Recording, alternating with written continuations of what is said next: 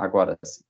Bom, boa noite, alunos, alunas. Estamos aqui para iniciar a nossa aula de revisão de conteúdo para avaliação final do segundo semestre, a nossa disciplina de gestão da inovação. Então, conforme eu havia dito, né, essa aula de revisão, ela é uma aula que ela pretende dar um suporte, né, para vocês, alunos, durante o que a gente trabalhou, né, ao longo desse bimestre, que passou muito rápido, muito rápido. Nós estamos aí diante de um calendário apertado, né? Esse ano o calendário ficou um pouco diferente para todos nós, né? Devido a nossa questão de pandemia, a questão de internet, né? Mas estamos aí, na superação total, né, pessoal? Então, o que eu falo para vocês é assim, essa superação, essas experiências que a gente vem tendo dentro da disciplina, não só nessa, como nas outras demais, né? Mas essa experiência trouxe aí novos aprendizados. A gente fala tanto de gestão da inovação aqui nas noites de segunda-feira, então é aquela velha história, né? O que é de aprendizado que nós podemos tirar dessa disciplina? O aprendizado que a tecnologia ela veio para nos ajudar, né? Porque se não tivéssemos essa tecnologia, nós estaríamos em maus lençóis, né? Que a inovação ela é algo que a humanidade, de tempos em tempos, ela precisa se adaptar às inovações, aos fatores de tecnologia e inovação.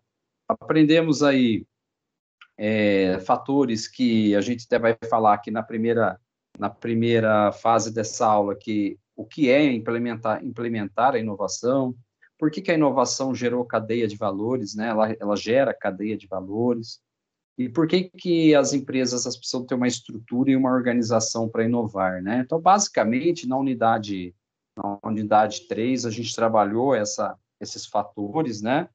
E é interessante porque no dia a dia da empresa ou no dia a dia da sociedade, nós fomos percebendo que a implementação da inovação, ela não é somente algo que a gente não pode lutar contra, porque ela vai acontecer de um jeito ou de outro, mas é que como que as empresas foram buscar ajuda, né, de pesquisadores, ajuda das universidades, como que veio também o papel da própria sociedade na questão de trazer novas demandas, novas experiências, e as empresas foram percebendo que isso tinha oportunidades, né, dentro desse mercado. E quem soubesse lidar com essas oportunidades, a empresa tiraria uma vantagem competitiva, porque ela geraria uma cadeia de valor e ela teria, com isso, uma estrutura e uma organização pronta para continuar inovando, né? Então, basicamente, foi isso que a gente trabalhou no primeiro momento do nosso segundo bimestre, né?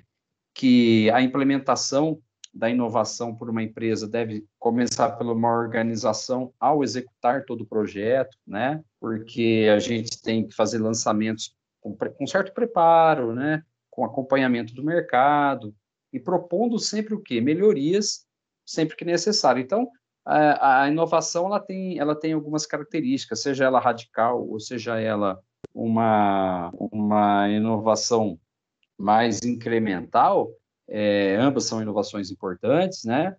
Mas por que independente de qual eu estou usando, por que ambas são importantes? Porque ela procura trazer o quê? Uma nova forma da sociedade cultivar, praticar, experimentar produtos, serviços, né? Então, basicamente, é isso que a gente também deixou muito claro no início da unidade 3 e do segundo bimestre, né? A gente falou muito de aquisição, né? Que aquisição é a primeira fase da etapa de implementação. Então, o que é isso, né? É que nessa fase a empresa deve identificar os recursos tecnológicos, né? Ela identifica quais recursos ela tem, ou que ela não tem e que ela precisa ter, né? Que serão necessários para desenvolver ali minimamente o fator de inovação. E com isso ela deverá o quê? Adquirir mercado. Então, assim, né, gente, a guerra mercadológica ela se transformou na grande guerra realmente das empresas, né? Vamos dizer assim, a palavra guerra pode parecer um pouco forte, mas a ideia é que se você consegue trabalhar nessa questão de romper as barreiras, ser uma empresa que conversa amplamente com o mercado, que você coloca novidade, que você entende a experiência do usuário, né? Então, se a gente, alguns não gostarem da palavra guerra, a gente pode trabalhar a palavra aí de ganho de território, né? Ou de market share, né? Inovador, enfim. Mas, no fundo, acaba sendo mesmo uma guerra de competitividade, seja de marcas, de produtos e serviços, né? Então, a aquisição tem tudo a ver com isso. Uma solução inovadora irá surgir da combinação entre os conhecimentos que a empresa tem, já possui, com aqueles que ainda faltam, né? Ou conforme ela vai adquirindo, ela vai tendo essa aquisição de tecnologia necessária para ela conseguir incrementar os projetos dela.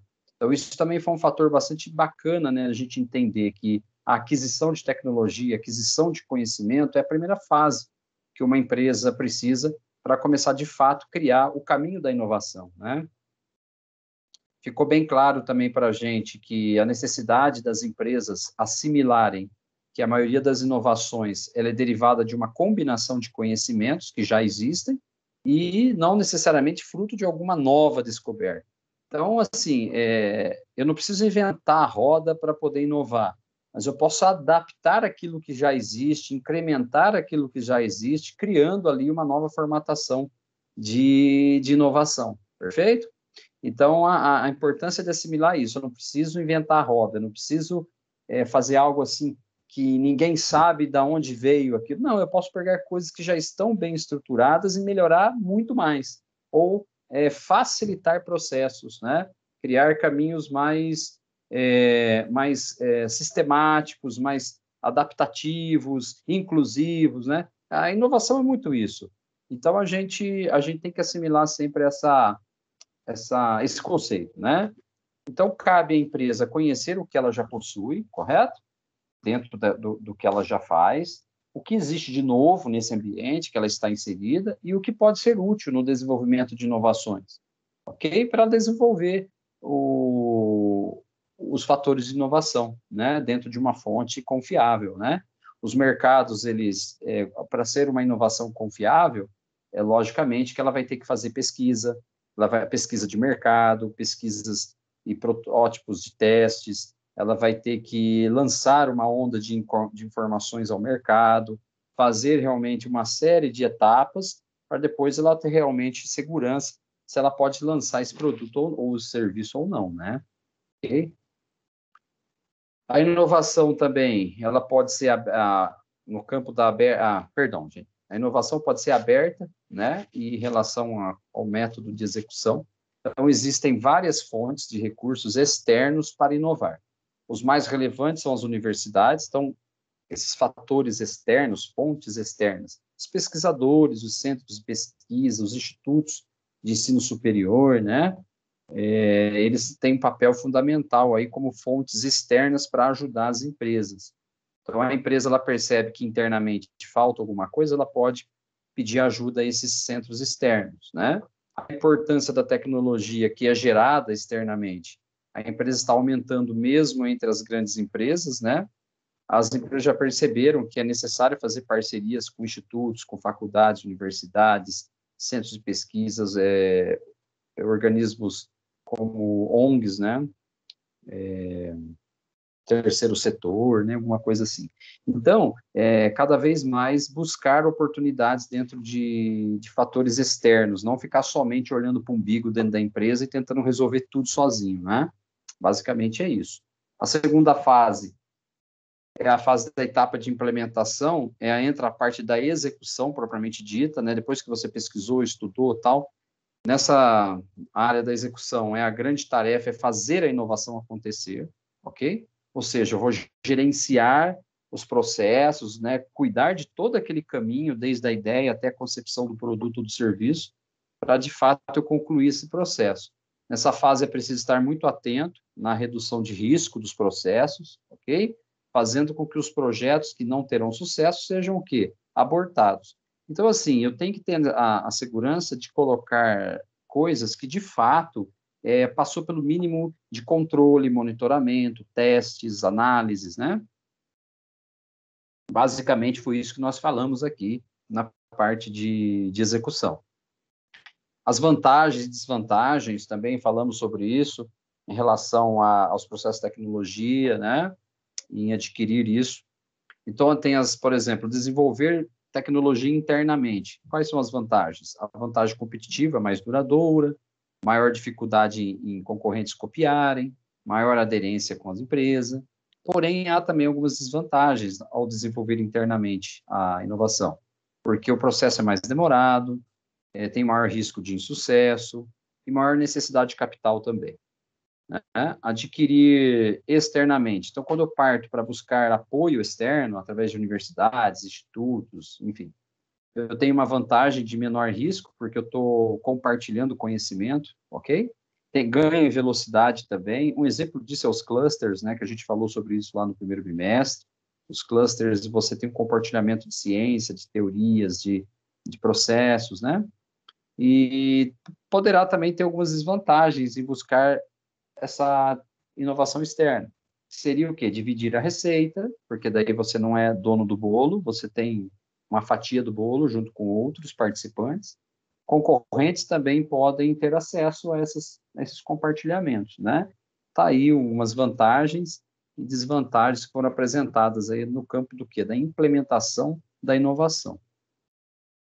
Depois nós temos sempre a fase de lançamento e sustentação de um processo inovador, né?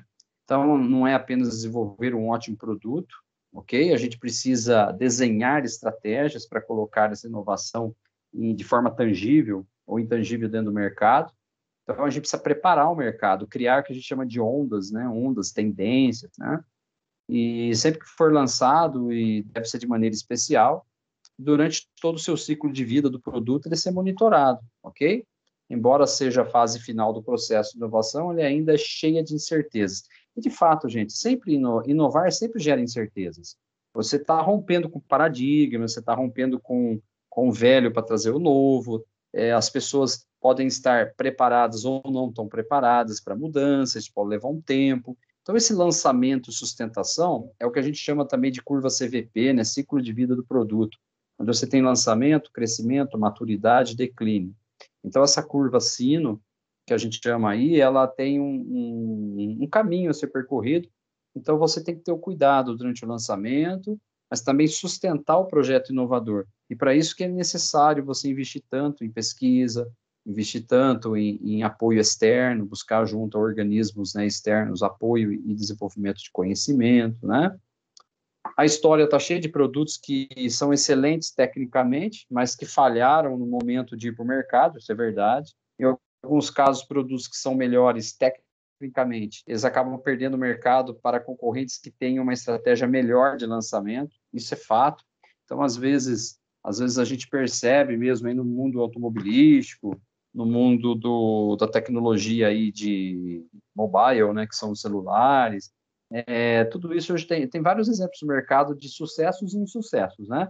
Então, lançar e sustentar o produto é uma das grandes, dos grandes desafios da inovação, seja na incremental ou na radical, né? Contudo, a gente não pode deixar de falar da cadeia de valor, ou seja, tudo que uma empresa pensa é sempre voltado a ela ser mais competitiva, ela ganhar market share, ela romper com paradigmas, entregar algo que seja realmente de valor agregado ao consumidor, ao usuário. Então, a isso a gente dá o nome de cadeia de valor de inovação. Então, a cadeia de valor, ela tem um caminho aí, né? Ela tem um caminho. Entenda como tornar o seu produto mais forte e competitivo. Então, você tem que pensar em questões logísticas, questões de operações, as questões de marketing e vendas, e também questões de serviço, pós-venda e relacionamento com o consumidor, né? Tão comentado lá o CRM, por exemplo. Tudo isso, se essa cadeia for bem trabalhada e você conseguir, a passo que cada fator for sendo bem desenvolvido pela empresa, você vai gerando o quê? Você vai gerando aquisição de clientes, aquisições de compra, você vai agregando desenvolvimento tecnológico para o processo funcionar bem, né? Enfim, você vai respondendo algumas áreas, por exemplo, como a gestão de recursos humanos, trabalhar bem o capital humano que está desenvolvendo isso para você, infraestrutura, né? Então, geração de cadeia de valor é isso, são atividades primárias, que são logística, operações, a parte de armazenamento e saídas, né, na logística, o departamento de marketing e vendas, bem robusto, a parte de serviço e pós-venda e relacionamento bem funcionando também, funcionando de forma adequada. Então, essas atividades primárias, elas vão somando também aí às atividades de apoio, que são essas que estão logo abaixo que eu acabei de citar, que são as aquisições de compra, desenvolvimento tecnológico, né? Tudo isso vai gerando o quê? Vai gerando uma cadeia de valor. Você vai vendo que a empresa ela vai criando uma musculatura, né? Ela vai se tornando uma empresa baseada em gestão de conhecimento. Então, é dividir bem as áreas, entender esses fluxos, ok? Manter essa relação com fornecedores, distribuição bem organizada. Isso tudo vai agregar valor ao negócio até chegar na mão lá do cliente final.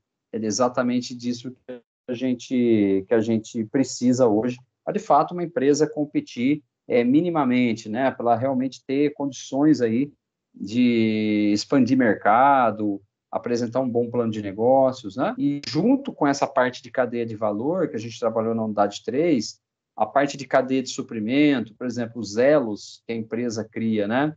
Então, você imagina que essa geração de valor, esse fluxo, né, é resultado do seu desempenho nas suas áreas de atividades primárias. Ou seja, as atividades, como que as atividades alimentam esse fluxo de informações, né?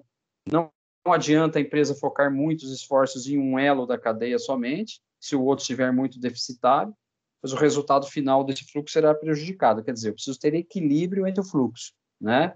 Então, até tem um exemplo aí na tela, né? Ó, que a Petrobras ela produz gasolina de aviação, distribui o produto através da distribuição de BR, né? Pós-BR, que é adquirido pela TAM, que põe seus aviões no ar para atender clientes. Você percebe como essa cadeia de suprimentos ela pode estar bem diversificada, ela pode estar bem conectada com fornecedores, parceiros, né? E stakeholders. Então, esse é o mundo que nós estamos vivendo hoje, é um mundo de compartilhamento, é um mundo de muitas aquisições, parcerias, fusões empresariais, joint ventures, né? E esses market share aí, eles vão sendo conquistados cada vez por esses grupos mais poderosos, né?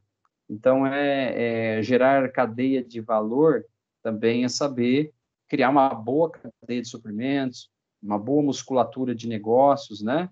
Parcerias.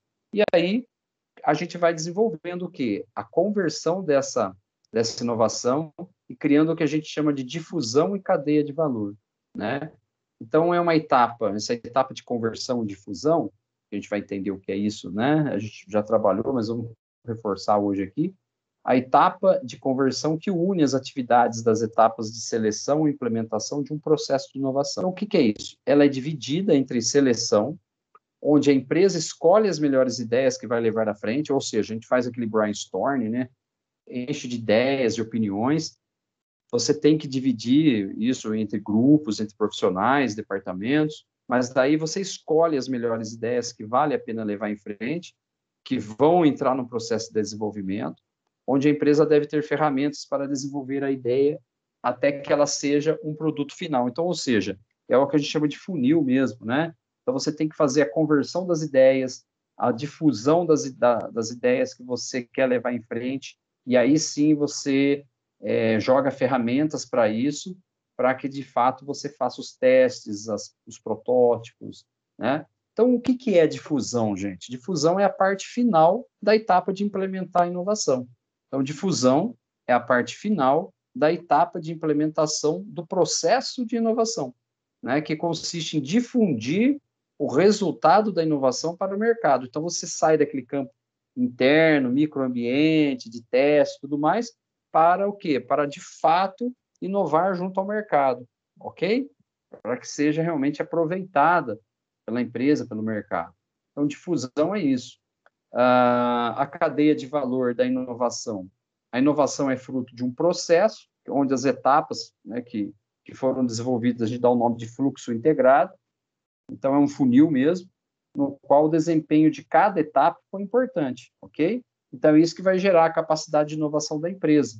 Quanto ao desempenho que ela teve, se ela foi profissional, se ela foi se ela foi organizada, se ela implementou as ideias, praticou um brainstorm, dividiu, criou uma difusão de tudo isso. Aí, se ela foi fazendo esse funil até chegar no produto final, a chance de dar certo, de difundir mesmo o produto ou serviço junto ao mercado é muito grande. E o risco também menor, né, mais calculado. E como que a gente começa a fazer isso, né, depois que essa fase de implementação?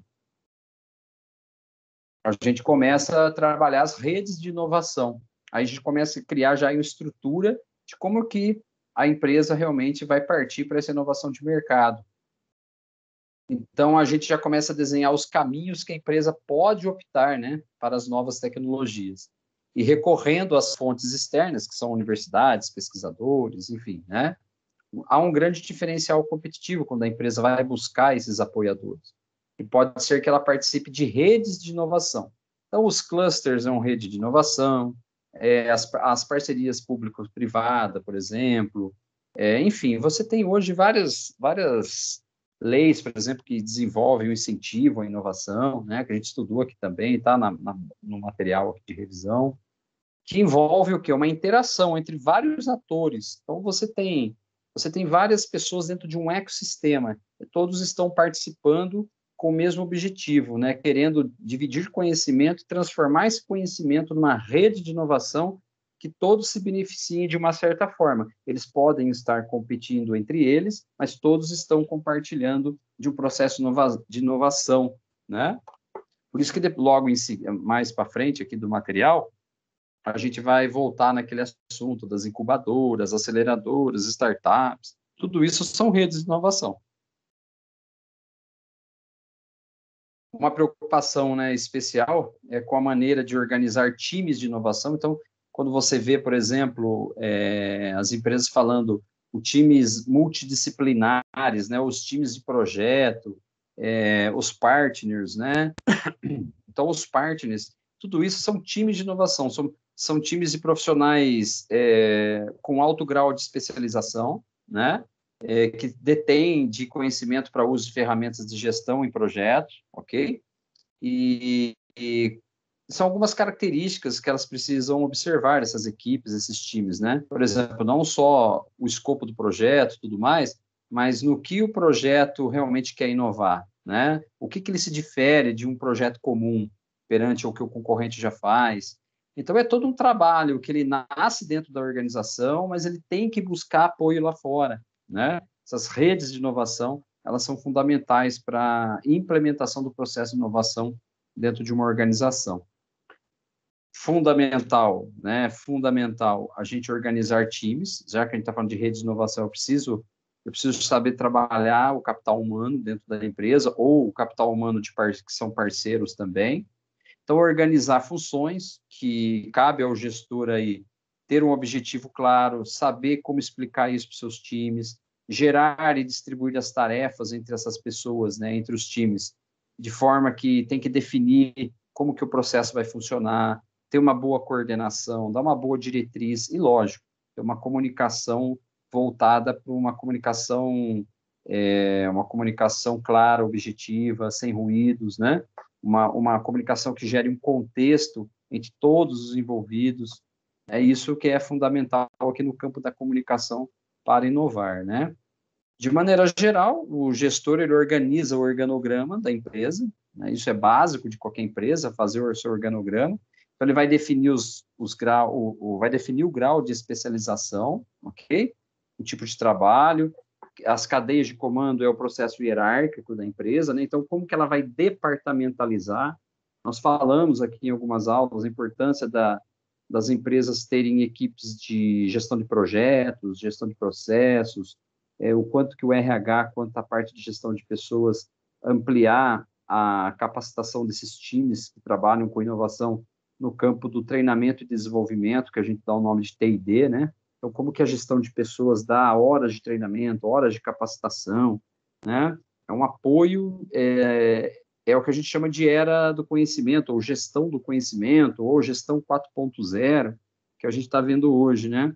É o funcionário, as equipes de inovação cada vez mais voltadas para a gestão do conhecimento, onde elas são privilegiadas por terem conhecimentos atualizados, elas conseguem entender melhor as demandas do mercado e elas conseguem, com isso, organizar as tarefas com objetivos bem claros, né? Ó, o que, que nós vamos ofertar, que tipo de problema nós vamos solucionar para a sociedade, como que nós vamos melhorar o que a gente já faz bem, né? É isso que a gente está dizendo aqui, viu, gente? O grau de especialização na cadeia de comando entra muito o campo da liderança, né, dos gestores também, os times de liderança. Então, por exemplo, grau de especialização. O quão especializadas são também as tarefas e os colaboradores, como eu já acabei de falar, né? E como que a empresa vai desenvolver conforme as suas necessidades e como que ela vai continuar especializando, motivando os seus liderados, né, a ser cada vez mais especializados em alguma coisa, em alguma área. Senão não há capacidade de inovação, né? Já na cadeia de comando, aqui a gente refere-se a definir a responsabilidade e autoridade. Então, assim, a equipe de líderes, a equipe de desenvolvedores líderes, os facilitadores de processo. Então, a ideia é que todos os funcionários respondam a uma unidade de comando. Ele pode ter um líder superior, ele pode ter uma referência de liderança para ele poder dar a reportar, né, dar o feedback de como o processo foi e entregar aquilo que foi pedido. Então, aqui é fazer o organograma, é mais ou menos aquilo, né, manter o que tinha na administração, na primeira era da administração Taylor Fayol lá, né, que foi logo na primeira revolução industrial, onde se criou também, segundo as teorias de Max Weber, que era a questão de autoridade, a teoria da burocracia. A gente continua com um pouco desse processo da administração, um pouco não, a gente tem essa ciência, que é a herança da primeira fase, da primeira era da administração pós-guerra, né, que é a primeira revolução industrial, mas hoje, somando aquela ideia, onde você cria hierarquia, cria organogramas, unidades de comando, mas somando a ideia de equipes mais especializadas, gestão de pessoas voltada mais para a gestão 4.0, capital humano mais valorizado, líderes liderando com influência, autoridade, mas também gerando uma conexão com as suas equipes, né? Então, o século XXI, ele une tanto os processos quanto as pessoas. Então, a cadeia de comando, ela tem que ser uma coisa muito bem trabalhada, tanto no campo comportamental, quanto no campo técnico, tecnológico, né, processual aí. Então, não dá para inovar só com processo, só com tecnologia. Eu preciso ter boas cadeias de comando e incentivar esses líderes a fazer o processo, ampliar realmente a inovação dentro da empresa. Aí entra uma parte técnica, né, que é a parte de controle dos processos, né, para poder inovar com qualidade.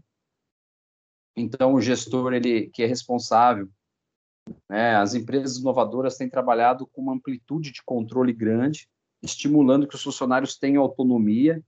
Essa autonomia, a gente até estudou algumas coisas chamadas lá, tem uma tendência, são chamadas de empowerment, né, que é o empoderamento ou delegação de poderes aos funcionários, que isso ajuda muito na hora de definir amplitude de controle, ou seja, eu tenho a quem reportar mediante ao desenho do organograma, mas no final das contas todos têm também uma determinada delegação de poderes, né? Tem que ter um mínimo de condições de tomar decisões no dia a dia para as coisas funcionarem bem. Uma empresa que inova, ela gera essa delegação de poderes, né? Ela tem que dar uma certa liberdade. Mesmo que a empresa, como um todo, trabalhe com uma amplitude de controle menor, os departamentos de inovação podem trabalhar com uma amplitude de controle maior, né? É a tal da delegação de poderes, visto que são responsáveis por trabalhadores mais capacitados.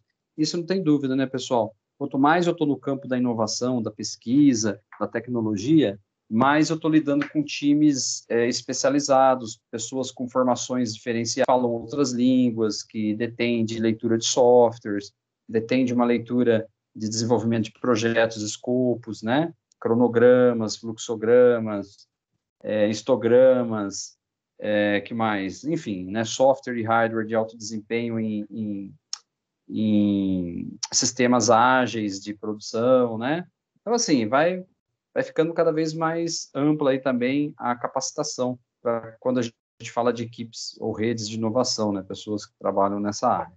Lógico que a departamentalização, a gente falou bastante, porque departamentalizar uma empresa é a função do administrador, ele precisa organizar os times, né, ele precisa organizar os setores, isso é uma herança também da primeira era da administração, e a gente melhorou o processo depois, né, principalmente depois da globalização, após os anos 90, a departamentalização ela foi bem difundida dentro dos modelos de gestão modernos, né, e a gente está com ela aí até hoje, né, e ela não vai sair tão cedo. A departamentalizar é uma fase importante de empresas que precisam inovar. A maioria das empresas segue o modelo funcional, né?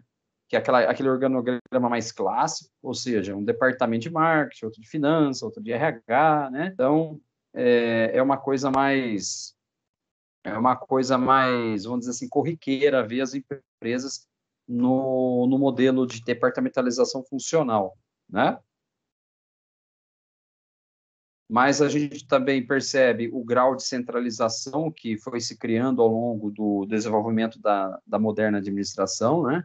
Então, o grau de centralização da empresa diz respeito ao local dentro da estrutura onde as decisões são tomadas.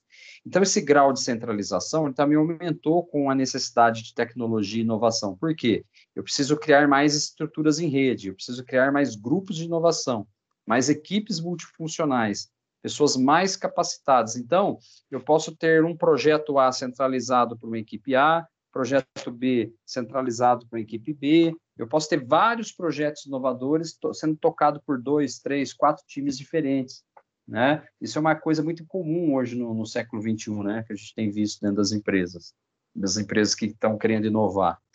As empresas muito centralizadoras tomam decisões nos níveis mais elevados, enquanto empresas mais descentralizadas deixam as decisões para funcionários de cargos menos elevados, oferecendo a eles um maior grau de autonomia, autoridade e também de responsabilidade.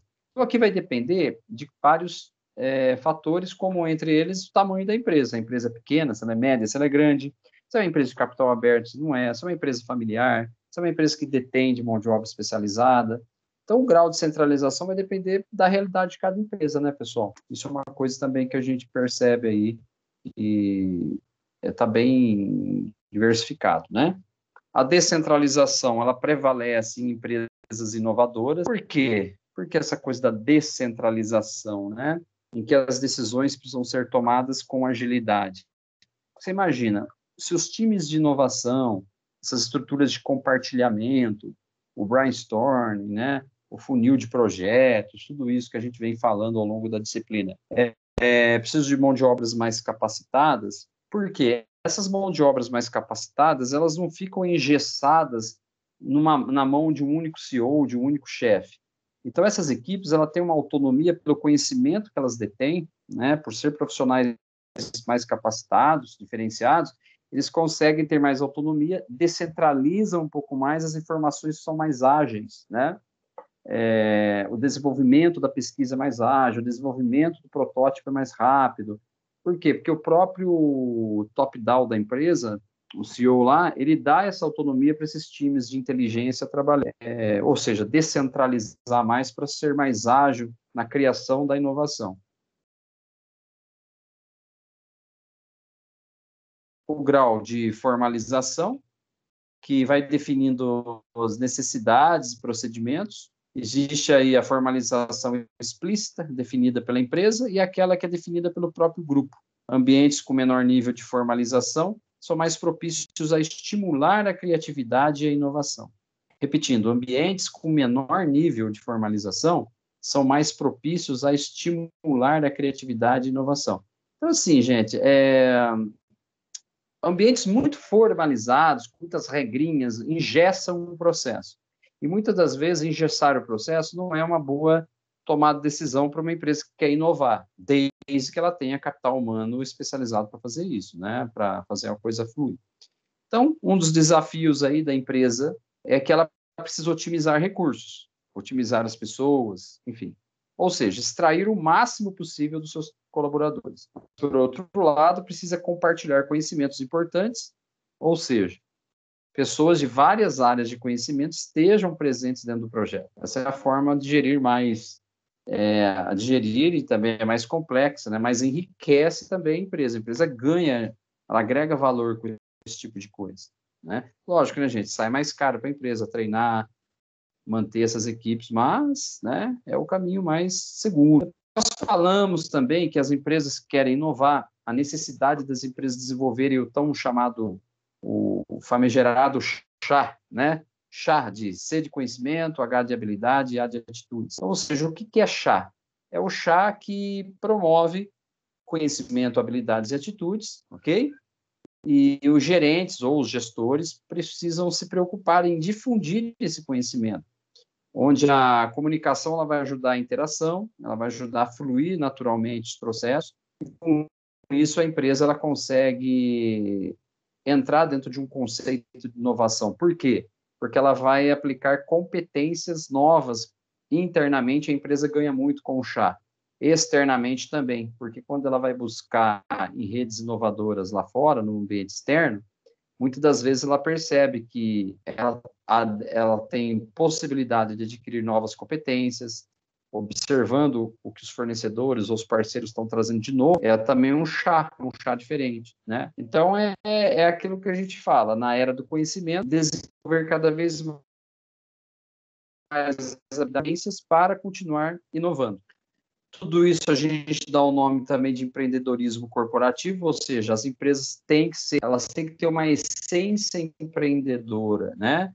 Então, ela tem que naturalmente empreendedorismo. E ela tem que difundir isso dentro da empresa com seus colaboradores. E ela consegue muito mais fatores de inovação quando ela tem esse pensamento de empreender sempre, né? O primeiro ponto sobre o empreendedorismo corporativo é falar que as empresas podem aplicar isso com duas finalidades. Uma é renovar a estratégia da empresa, porque quando você fala em empreendedorismo, você está falando em criação de estratégia. Então, renovar as estratégias que já estão antigas, ultrapassadas, né?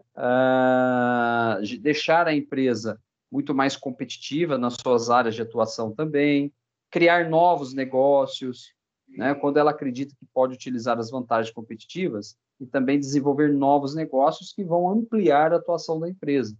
Então, empreender em século XXI já é um fator de inovação, porque não é fácil, né? Então, isso é fundamental. E aí, né, pessoal, depois que a gente foi falando de implementação, falamos de cadeias de valores, fomos falando ali dessa coisa do compartilhamento, aí a gente foi avançando nossos conhecimentos ao longo das semanas, até que a gente chegou uma hora que a gente começou a estudar sobre as empresas de base tecnológicas.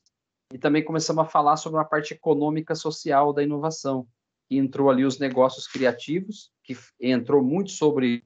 A gente falou bastante sobre economia criativa naquela ocasião, né? E também os desafios que as empresas de base tecnológicas elas encontram dentro do mercado. Por quê, né, gente? Uma empresa, ela precisa resolver problemas, ou melhor, ela precisa criar soluções ao mercado, porque a guerra mercadológica é gigantesca. Para isso, ela precisa estar envolvida num fator socioeconômico. Por quê? Porque tudo demanda uma questão de oferta mesmo, demanda pontos de equilíbrio, ou seja, eu vou inovar, vou resolver que tipo de problema, né? O que a empresa vai ganhar com isso, né? Então, assim, tem personagens, por exemplo, o próprio governo é um personagem importante no fluxo monetário da sociedade, as empresas e a própria sociedade na figura de usuários, clientes, né? Então, nessa aula aqui, a gente falou um pouquinho não, a gente falou bastante sobre os desafios de economia criativa, enfim, né? Vamos lá, então. As empresas de base tecnológica, as citadas EBTs, né? Segundo o Sebrae, são empresas industriais com menos de 100 empregados, ou empresas de serviços com menos de 50 empregados, nas quais estão comprometidas com projetos, desenvolvimento e produção de novos produtos ou processos caracterizando-se ainda pela aplicação sistemática de conhecimentos técnico e científico. Então, assim, uma empresa de base tecnológica, ela não é uma empresa de 1.400 funcionários, 2.000 funcionários. Geralmente, ela transita entre 50 a 100 funcionários. Ela tem uma essência para desenvolvimento de novos produtos com características em fatores de conhecimento científico, porque ela quer romper, ela quer trazer o novo, ela quer romper com o velho, e ela quer trazer ali uma base tecnológica para o negócio, para um novo modelo de negócio. Então, essas empresas, elas acabam alimentando o grande mercado, né? Elas acabam sendo uma grande aceleradora de novos modelos de negócio, né? Nós vamos ver logo a seguir. Então, uma empresa de base tecnológica, inclusive, elas são legalizadas por leis, por alguns governos, para que, de fato, a sociedade entenda que caminho a gente está tomando aí, seja na área da saúde, na área da engenharia, na área de vestuário, alimentos, né? Você tem empresas de base tecnológica em vários segmentos.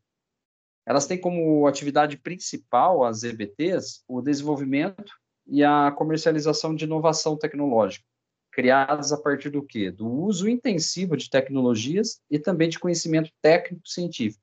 Por isso que uma EBT, ela está muito envolvida com centros de pesquisa, com faculdades e universidades, né? Você tem essa geração de conhecimento. Porque o que ficou muito claro durante a nossa disciplina, desde a primeira aula lá no semestre, é a lógica da inovação, né, pessoal?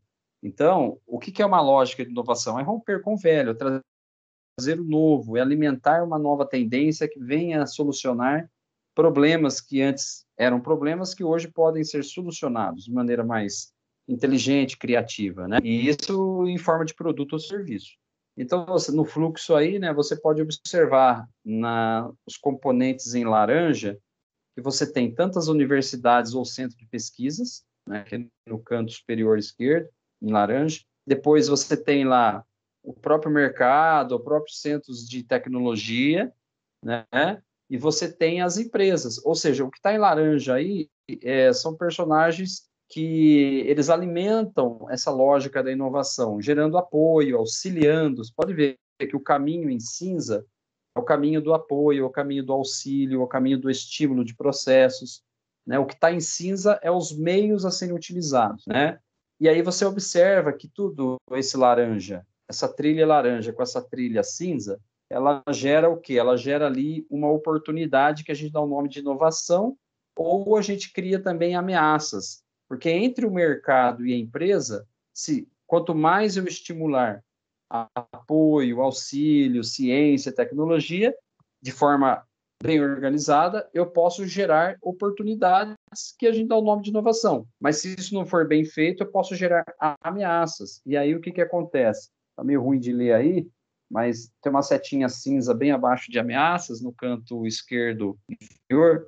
Ele fala, ó, quando você gera ameaças, o processo de inovação é a da empresa, ou seja, a empresa é quem desenvolve ou solicita o desenvolvimento, fabrica e apresenta o produto ao mercado. Então, a empresa precisa entender dessas ameaças, porque a empresa ela pode estar criando ou uma oportunidade, um trade-off, né, um custo de oportunidade, um investimento para algo bom, ou ela pode estar criando uma grande ameaça que ela pode romper com algo bom que ela tenha. Porque uma ameaça ela pode romper com a competitividade, com a agregação de valor, né, com a geração de valor da empresa. Como que a empresa lida com isso? Então, a lógica da inovação aqui é que esse fluxo de apoio, auxílio, estímulo, minimização de risco seja bem desenvolvido e com apoio de quem? De universidades, centro de pesquisa, entendendo através de pesquisa de mercado o próprio mercado.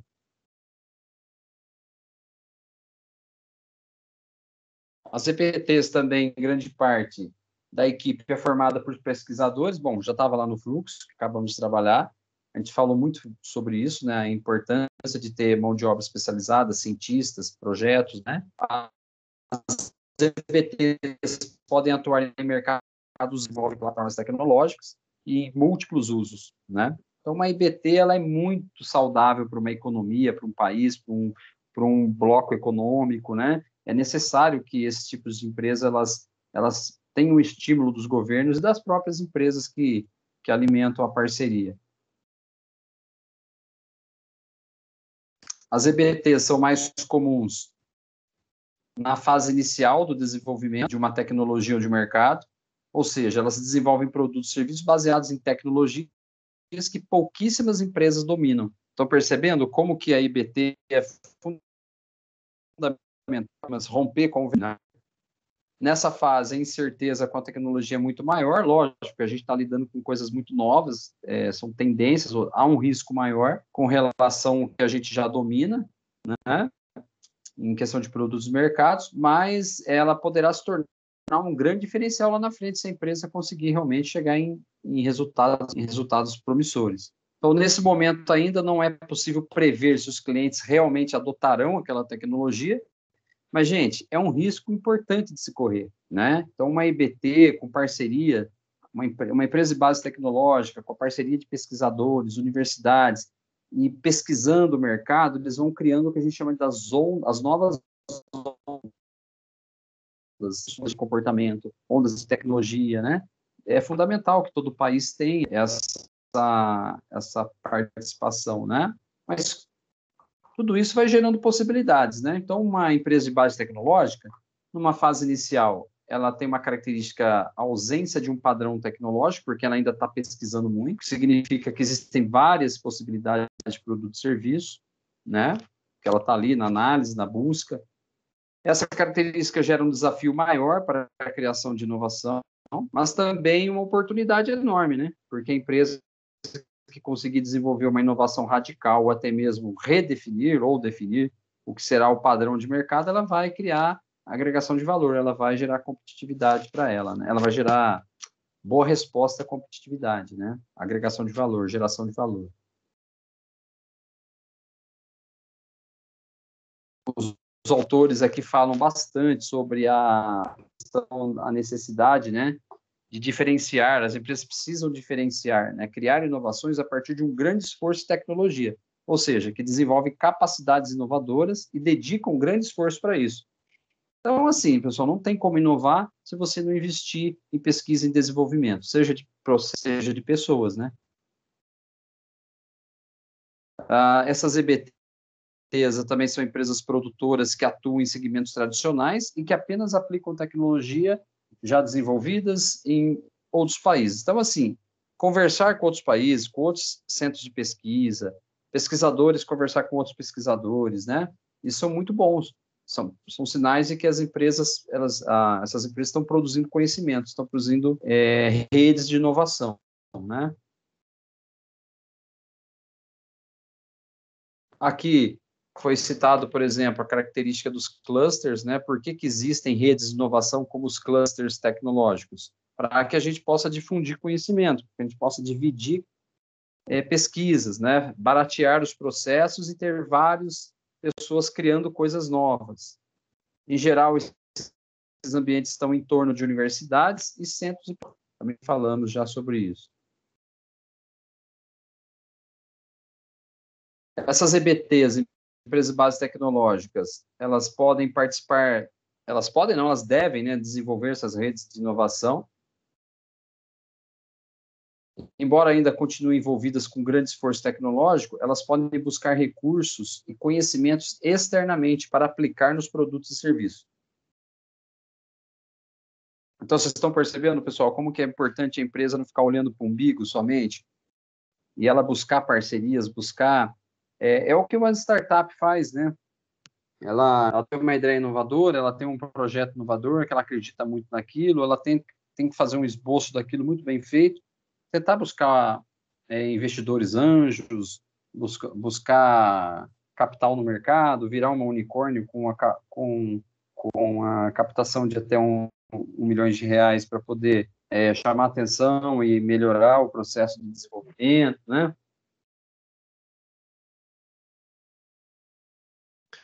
E quanto à estratégia em geral, por trabalharem na fronteira tecnológica, essas EBTs elas estão focadas no fundamento tecnológico, elas precisam desenvolver uma estratégia incremental, né? Onde consigam aproveitar as oportunidades que são oferecidas pelo ambiente que elas estão inseridas. Então, o campo da estratégia não é nada fácil aqui na hora de você, porque você precisa ter pessoas boas de estratégia, né? Pessoas que planejem bem, que façam bons escopos de projeto, equipes realmente bem especializadas. E se você não tiver aí sozinho, você tem que buscar externamente esses apoios, né?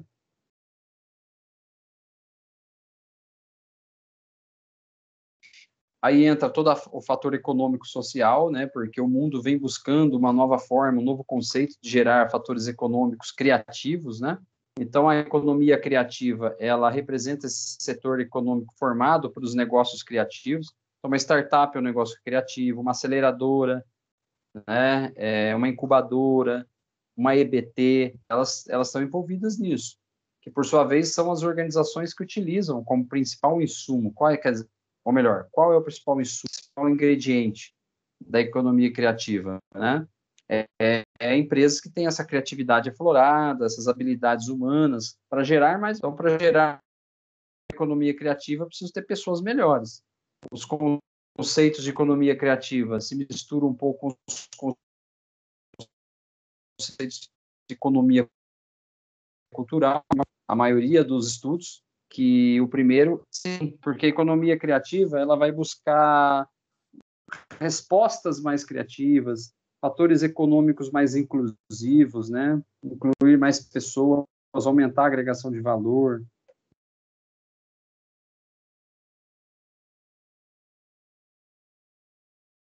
Você vê que aqui, nesse ponto que nós estamos da aula, nós já estamos lá no final da unidade 3, quase para a unidade 4, mas ela, acho 4.1, se não me engano, já.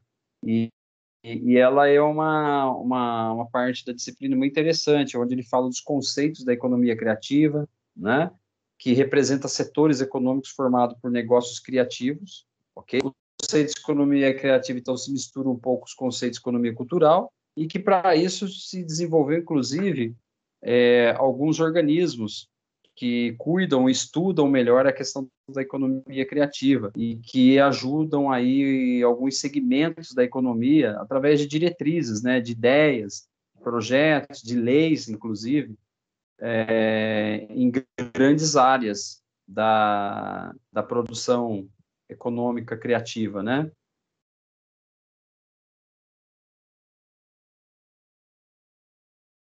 Então, por exemplo, a receita da indústria criativa, o que é criativa?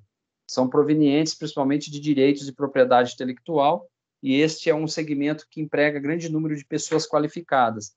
Então, pessoal, as empresas que projetam, que têm gestão de projetos, têm escopos inovadores, imagina uma 3M, uma Unilever, uma Bosch, essas empresas elas são indústrias criativas, né? Uma Google, essas empresas elas têm ali uma propriedade intelectual, porque elas desenvolvem muitas patentes, elas registram muitos, a produção intelectual é registrada, elas criam metodologias inovadoras, né? O Brasil, por exemplo, é um dos principais exportadores da indústria criativa da América Latina. Os setores que movimentam o maior volume financeiro são os de design, seguido pelos de novas mídias. Hoje você pode ver aí o marketing digital, esse mercado do marketing digital também é um mercado muito inovador, né? As ferramentas. E vem crescendo em grande velocidade. O Brasil ele tem nesse setor, inclusive das startups também. Existe um setor inteiro da economia altamente dependente da criatividade e da inovação, visto que elas são o principal insumo para essas empresas. Então, assim, da economia criativa é a criatividade, né? E, e, então, o principal insumo vai ser a criatividade, a especialização e o tal do chá, conhecimento, habilidades e atitudes para compor essa economia criativa. Pois não, Severino, boa noite. Bem, boa noite, professor. Boa noite, turma. Tudo bem? Boa noite, meu amigo.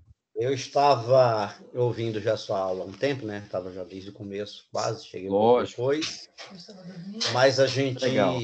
quando a gente faz muitas críticas, às vezes, ao nosso próprio país e a gente vê uma coisa dessa, a gente precisa saber que nós também erramos e pecamos, às vezes até por não conhecer.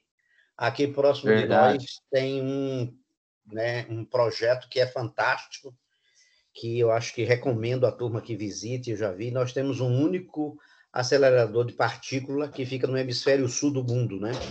Sim, Que é o verdade. Isso aí. LMELS, que é o Laboratório Sirius. Nacional de Lewis Synchrotron.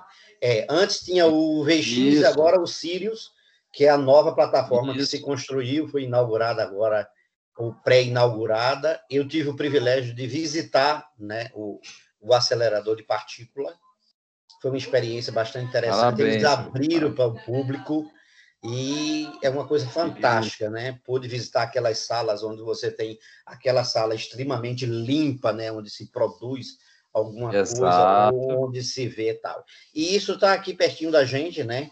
São projetos Só do lado. hoje do lado aqui, não é um projeto da Unicamp, tem gente que fala equivocadamente, na verdade é do CNPq, Isso. né? Que é a organização Isso. do Ministério de Ciência, Tecnologias e Inovações, Tecnologia.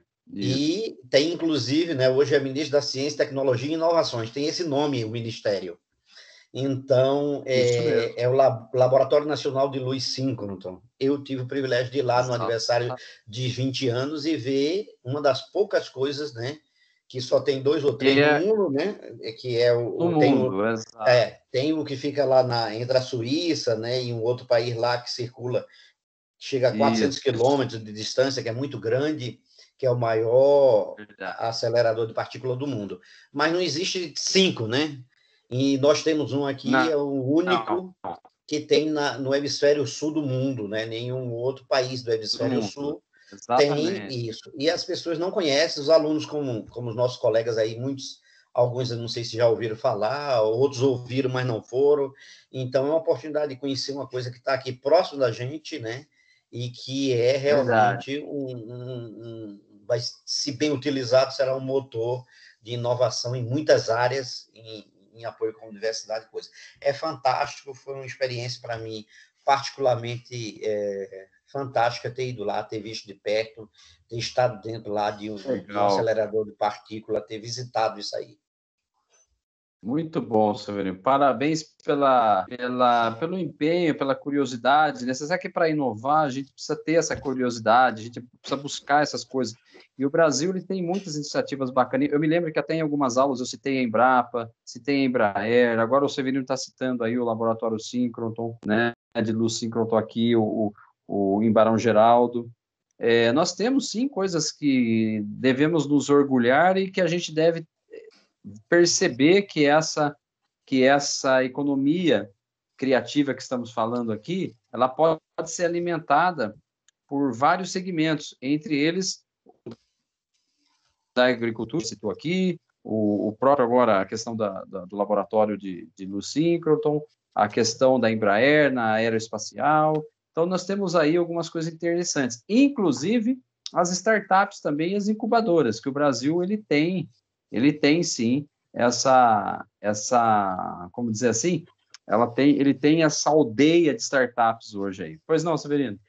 Professor, o que mais me encantou de fazer a visita é que a gente vê que essa tecnologia ela pode ser aplicada em muitos campos da ciência. Ela é um pouco parecida com a Muitos. informação, com a tecnologia da informação, com a Isso. tecnologia da TI, o trânsito de Perfeito. informação, o acúmulo de informação. Mas essa tecnologia, ela é muito crucial para o futuro, porque ela pode vir desenvolver nanotecnologia, materiais de alta precisão, pode Isso. aplicar na Exato. agricultura, na biologia. É uma Exato. diversidade tão grande que é Tão assustador, né? grande, né? De gigantesca de uma É, e, utilidade a luz síncrono pode fazer muita coisa, pode ser realmente um, uma coisa que vai mudar muito a situação desse país em termos de tecnologia, se for dada essa aplicação devida, e vários campos podem ser isso. aplicados. Eu recomendo que os colegas depois entrem na internet, veja lá, Sirius, pode dar um Google que vai Sirius, ter é o fantástico. primeiro, e aí vai ver o que eu estou falando sobre isso. É muito bacana. E assim, uma coisa que é legal também é porque quando a gente fala do segmento e tudo mais, Por exemplo, quando você vai falar de uma startup, vai falar de uma incubadora, aceleradora, a nossa região aqui de Campinas é muito rica nesse processo. O estado de São Paulo, a região sudeste em si, né? Principalmente aqui, você percebe hoje, por exemplo, quando se fala em startups, que está, na maioria das vezes, ligados à inovação tecnológica, o Brasil está despontando em muitos projetos bacanas, né? E que estão ligados aí um com os outros. O Brasil, por exemplo, hoje, um outro segmento que é muito forte, a gente está despontando aí no mundo, é a questão do Brasil. Hoje tem um dos principais laboratórios de grafeno da América Latina, um dos principais do mundo, a um centro de pesquisa da universidade, né? Então, por exemplo, é também uma incubadora, uma aceleradora de processo. Então, nós temos coisas muito boas. O que precisa é os governos, processo de atenção da legislação, de incentivar, de que as empresas busquem essa geração de conhecimento e a gente especialize mais a nossa mão de obra, tá? E aí, nessa parte de startups, a gente pode até colocar aqui que a exploração comercial, né, de uma ação, então, qual que é a essência dela? O que motiva? Elas atuarem num cenário de grande incerteza, porque é no cenário de grande incerteza que elas vão tentar romper, né? Elas vão criar algo novo, elas vão criar um produto ou um serviço e vão tentar fazer aquilo ter uma aceitação mercadológica, algo que pretende solucionar, né? Melhorar aquilo que já existe. E para isso tem todo uma ideia de economia criativa aí. A partir do momento que as startups elas conseguem encontrar um produto que atende à necessidade de um grupo de clientes, elas começam a desenvolver as ferramentas de marketing adequadas também, né, para explorar esse mercado. E essas empresas têm o desafio de ganhar escala para crescer. Então, a gente vê, por exemplo, aí o próprio Nubank, que hoje começou como uma startup, tudo uma fintech, hoje é um dos principais bancos aí dentro do fator financeiro, na distribuição aí de renda e controle de renda da população, né? O Nubank nasceu com essa ideia, por exemplo. E aqui, nessa fase da aula, aqui, nessa fase do conhecimento, nós deixamos bem claro uma coisa, que é a questão do ecossistema, né? E precisa ter um ecossistema que favoreça a existência das startups. Então, podemos destacar, por exemplo, dois tipos de instituições que estão criadas especialmente para promover o surgimento e o crescimento das startups. São as incubadoras e aceleradoras. E olha lá, quando a gente teve essa aula, eu lembro que foi uma aula bem produtiva, e nós falamos, né, que essas incubadoras, elas visam o quê? Geralmente, né, elas são equipes voltadas a inovar mesmo, com potencial para ter um rápido crescimento. Então, eu preciso inovar, mas agilizar o processo.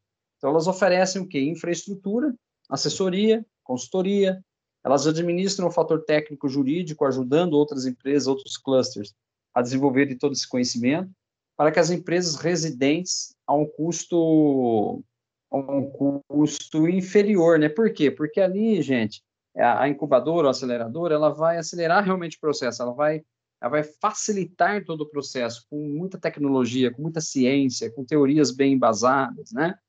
Então, a ideia de startup, incubadores e aceleradoras é algo que veio para ficar. No século XXI, vem alimentando cada vez mais esses parques tecnológicos, essas estruturas, esses personagens, né? E as empresas, então, elas vêm passando por um período de entender que elas precisam criar um novo ecossistema, né? Um ecossistema mais protegido, um ambiente mais protegido, normalmente onde se desenvolvem coisas melhores, né? Mais criativas, e fazer isso se tornar, de fato, um produto ou um serviço amplamente difundido no mercado, tá? Essa aula aqui foi bem trabalhada, eu me lembro que a gente conversou bastante sobre isso. Os centros de pesquisa têm um fundamento fantástico aqui, né? Por conta dos laboratórios. Eu acabei de citar o laboratório de grafeno, vinculado à Mackenzie, que é um dos melhores é o melhor da América do Sul, um dos melhores do mundo hoje. O Brasil vai ser uma vitrine nessa questão do grafeno. A maior parte das incubadoras, também saindo um pouco da questão da startup, falando de incubadoras, é financiada pelos recursos públicos, né? Então, a importância do governo ter orientação de investimento, criar leis, respeitar as leis que já existem para dar vazão, né, a essas tecnologias, para que isso seja amplamente criado, desenvolvido e possa ajudar as empresas brasileiras, né? Então, isso também foi falado aqui, o governo precisa ter um fundo para isso, precisa se pensar em alimentar mais esse fundo, desenvolver mais pesquisa para isso. E como envolve dinheiro público, deve existir um modelo, né, de seleção de projetos, ou seja, os governos também precisam ser claros nos critérios para estimular e não desestimular as empresas ou as startups incubadoras que queiram abraçar essas causas, né?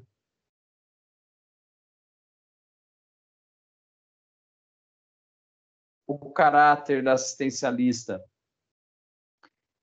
de uma incubadora, porque como ele requer ali algum investimento público, tudo, né? Então, o caráter assistencialista da incubadora oferecendo grande benefício para as empresas sem exigir muita contrapartida. É porque aquela coisa, tem o dinheiro público envolvido, a uma determinada empresa procura essa incubadora, a incubadora gera ali uma série de benefícios, né? É um caminho interessante, mas a gente percebe que, inclusive dentro da Unicamp, tinha muitas incubadoras. Eu me lembro ali, entre os anos de 2005 a 2010, teve um boom ali de incubadoras dentro da Unicamp. Os investimentos acabam depois tendo que ser altos e muito esforço, e tem dinheiro público na jogada. Incubadora é ruim? Não, é muito bom. Mas o sistema ele é mais complexo porque ele vai... É aquela história, se o governo tem uma visão de médio e longo prazo e amplamente coloca dinheiro, legal, ajuda muito esses incubadoras, que automaticamente vai ajudar as empresas que estão ali buscando, ou essa incubadora que poderá ser uma empresa no futuro. Agora, o que a gente vem observando, até só antes de eu falar das aceleradoras, ainda nas incubadoras, né, procurando ocupar a lacuna deixada pelas incubadoras para apoiar as startups, surgindo o modelo de aceleradoras. Aí sim, elas são importantes, as três, tanto a startup, tanto a incubadora, quanto a aceleradora. Mas na atual economia que nós estamos vivendo, economia global, desafios aí com questões da pandemia, desafios tecnológicos, o que tem se mostrado mais atrativo é as startups e as aceleradoras, mais do que as incubadoras, tá? Até porque as startups e as aceleradoras, elas vão para buscar os investimentos anjos, né? Vai junto ao mercado privado na busca do financiamento, enquanto que nas incubadoras há uma necessidade ou uma ideia de assistencialismo por parte de dinheiro público, tá? É isso que diferencia um pouco aí o fator incubadora de aceleradoras e startups, tá? Deixa eu acelerar um pouquinho aqui. Olá, enquanto as incubadoras o foco é oferecer toda a estrutura de consultoria, nas aceleradoras elas recebem principalmente mentorias, que é uma espécie de consultoria de como desenvolver a empresa, né? E investimento, a grande maioria delas quer uma participação acionária, no caso das aceleradoras, né? Então você tem uma participação acionária na empresa em troca do investimento que foi feito. Em alguns casos, outros benefícios e local de trabalho. Então, assim, as aceleradoras vêm ocupando mais espaço junto com as startups do que as incubadoras. Mas, lógico, a ideia da incubadora é bem-vinda também, tá? As empresas que procuram uma incubadora buscam um ambiente protegido para superarem momentos de desenvolvimento do produto. Já nas aceleradoras, né, busca-se contatos e mentorias de empreendedores experientes que ajudarão a definir um modelo de negócio, criando ali uma versão inicial de um produto ou de um serviço e tentar ali descobrir uma maneira de torná-los escalonável, ou seja, colocar em alta escala de produção. A ideia da aceleradora é impulsionar o crescimento das empresas que se mostram viáveis. Então, tem uma competitividade maior, os critérios são bem, são bem definidos, né? Há o investimento do capital privado, que também há uma cobrança sobre o ROI, né? Sobre o retorno do capital investido. Então, assim, Resumindo tudo isso aqui que a gente trabalhou, que foi uma aula muito legal. Nós temos um ambiente de economia criativa onde tem tanto startups, incubadoras e aceleradoras. Qual é a melhor? Depende. Vai depender de alguns fatores. Para o desenho brasileiro, para a atual economia brasileira e o fator socioeconômico e fluxo monetário das empresas e governo, as startups e aceleradoras vêm ocupando mais espaço do que as incubadoras. Mas existem países que as três, tanto a startup, incubadora e aceleradora, estão em pleno desenvolvimento. Quanto mais uma economia é desenvolvida, quanto mais um país é desenvolvido, mais alimenta positivamente os três personagens aí, startup, incubadora e aceleradora.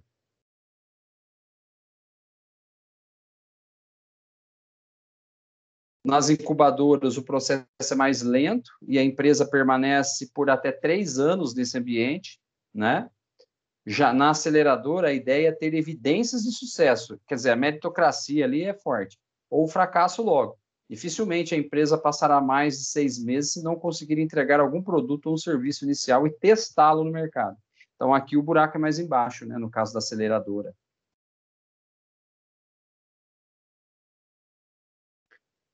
Com o crescimento da quantidade de empresas inovadoras e de entidades de suporte, elas, como as incubadoras, aceleradoras, entre outros, criaram-se regiões onde elas estão mais concentradas.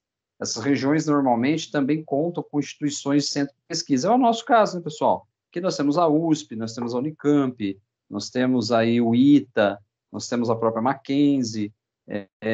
Então, a nossa região metropolitana de Campinas, ou essa região metropolitana de São Paulo e Campinas, elas hoje são uma representatividade aí em relação a percentual PIB, em torno de 8%, 9% do PIB nacional em ramo de tecnologia e inovação.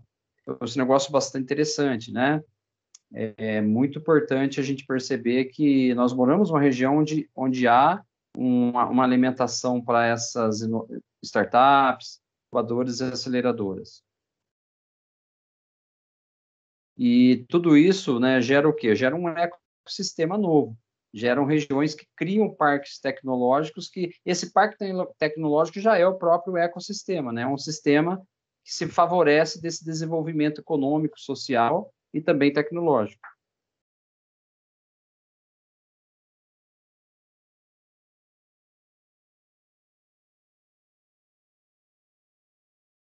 Só um instante. Meu computador está meio devagarinho aqui. Então, legal, né? Aí a gente reforçou a importância desses parques tecnológicos, né, que são organizações que possuem uma administração de profissionais especializados. No caso dos parques, há tantos investimentos públicos para a sua promoção, como também tem os investimentos privados, né? Então, essa parceria público-privada é muito interessante dentro dos parques tecnológicos. Então, assim, reforçando sintetizando essa fase do estudo aqui durante o bimestre. Uma startup é uma empresa emergente, que tem como objetivo desenvolver e aprimorar algo, criar um modelo de negócio, né, que de preferência se torne escalonável e repetitivo. Uma startup é uma empresa recém-criada, normalmente de base tecnológica, embora possa ser de qualquer área, ainda em fase de desenvolvimento. Perfeito? Uma incubadora de empresas é um projeto ou uma empresa que tem como objetivo a criação ou o desenvolvimento de pequenas empresas ou microempresas, apoiadas, né, apoiando-se nas primeiras etapas de suas vidas. E, mais do que incubadoras de empresas, as aceleradoras, que têm uma metodologia mais complexa e estruturada. Oferecem consultorias, mentorias, treinamento e participação em eventos durante um período específico, né, em troca de receberem pela participação daquilo que foi investido. Então, aí, definição, né, de startup, incubadoras e aceleradoras, para vocês reforçarem o conhecimento. E aí a gente foi avançando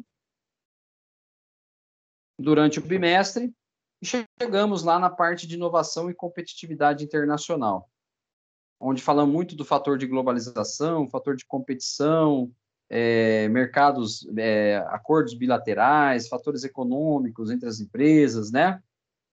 E, para isso, a inovação é um importante fator para aumentar as exportações, os acordos bilaterais, a produção de riqueza, né? Elevação de PIBs. Aqui nós falamos sobre questões de commodities, né? Que nós vamos ver a seguir. Os países que se destacam no desenvolvimento de suas economias, onde eles promovem inovações em questões de competitividade internacional, porque eles negociam entre si, oferecem infraestruturas para os outros, né, ou competem entre si dentro também da globalização crescente, e por conta dessa globalização crescente foi se popularizando novas tecnologias. Exemplo disso, a logística das coisas, né, a própria agronegócio, através de transportes, comunicação, ou seja, né, gente, a globalização ela trouxe uma competição, uma inovação e também trouxe novas riquezas, né? Porque você começa a atuar dentro do fator econômico-social com alta tecnologia, aumentando a produção, diminuindo o desperdício, criando processos mais rápidos para alimentar a população, para desenvolver a necessidade, para resolver uma necessidade, uma demanda de um fator industrial, como de um carro, de um eletrodoméstico, enfim. E quando isso acontece, uma parte da riqueza gerada, né, por essa empresa, normalmente volta ao seu país de origem. Então, aqui, quando ele está citando esse último parágrafo aqui, de globalização e competição, muitos países criam parcerias, fazem acordos bilaterais para, num momento específico, aprender a fazer, para depois, ou até mesmo para exportar essa inteligência, esse negócio, e ganha dos dois lados, ganha quem está aprendendo, comprando, ganha quem está aplicando, né? Essa é uma coisa muito comum dos tempos que nós estamos vivendo. Então, esse desenvolvimento de riqueza, né, a riqueza gerada, é através de quê? Através de uma comercialização de produtos com elevado nível tecnológico. A maior parte dessa riqueza gerada é com a comercialização de produtos primários, como as commodities, que a gente sabe, né, nosso milho, nossa soja, os nossos minerais. Falamos disso também em uma aula bastante legal aqui, que foi a participação de várias pessoas aí da sala. Pensando nessas desvantagens, porque o país às vezes não pode ficar, por exemplo, Brasil, né? A gente pode ficar só refém de algumas commodities. É importante também pensar em novas economias criativas e dar novos saltos, né, nos fatores de tecnologia. Então, pensando nessas desvantagens, os países em desenvolvimento, por exemplo, têm procurado identificar como podem criar uma política pública que ajude suas empresas a desenvolver tecnologias e garantam para elas vantagens competitivas globais, né? Então, por exemplo, a gente teve uma aula bastante crítica aqui, algumas coisas, eu me lembro que a gente falou que o Brasil não poderia ficar refém só do agronegócio, lá. E nisso tudo a gente trabalhou o quê? Que uma riqueza bem desenvolvida, bem gerada para um país, essa riqueza ela vai alimentando outros setores, outros segmentos, vai gerando mais emprego, vai alimentando uma economia mais criativa, né? Tudo vai ficando melhor. E é por isso que, nessa aula aqui, a gente entendeu o que são commodities, que são importantes, né? E podem ser definidas como mercadorias primárias, como minérios, gêneros agrícolas, né? São produtos que funcionam como matéria-prima e que podem ser estocados sem perda de qualidade. Legal, o Brasil está bem nisso aí. Mas, além das commodities, tem a questão da competitividade internacional. E a competitividade é um dos pilares para países poderem ser mais competitivos. E foi aí que a gente fez algumas críticas ao Brasil em algumas aulas, seja principalmente em produção ou em serviço. Essas vantagens geram menor custo de produção em cada local. Os custos podem estar ligados a diversos aspectos, como mão de obra, custo, qualificação. Lembra que eu citei nessa aula sobre a necessidade do brasileiro ter uma mão de obra mais especializada? Até a gente falamos que tinha uma pesquisa recentemente que precisava de 7 brasileiros para fazer o que um americano fazia, alguma coisa assim, numa área específica da engenharia e tal. Então, infraestrutura, economia criativa, o composto tecnologia, tudo isso vai agregando, vai gerando competitividade. Tá? Foi disso que a gente falou. Um país que quer inovar, ele precisa criar recursos, né? Por exemplo, o Brasil tem recursos naturais em abundância. Olha, ele fala aí, né, os recursos naturais não podem ser alterados de um país para outro. Por isso, os países que possuem, né, no caso do Brasil, eles têm vantagem competitiva na comercialização desse próprio recurso. Haja vista o nosso milho, nossa soja, nossos minérios aí, né?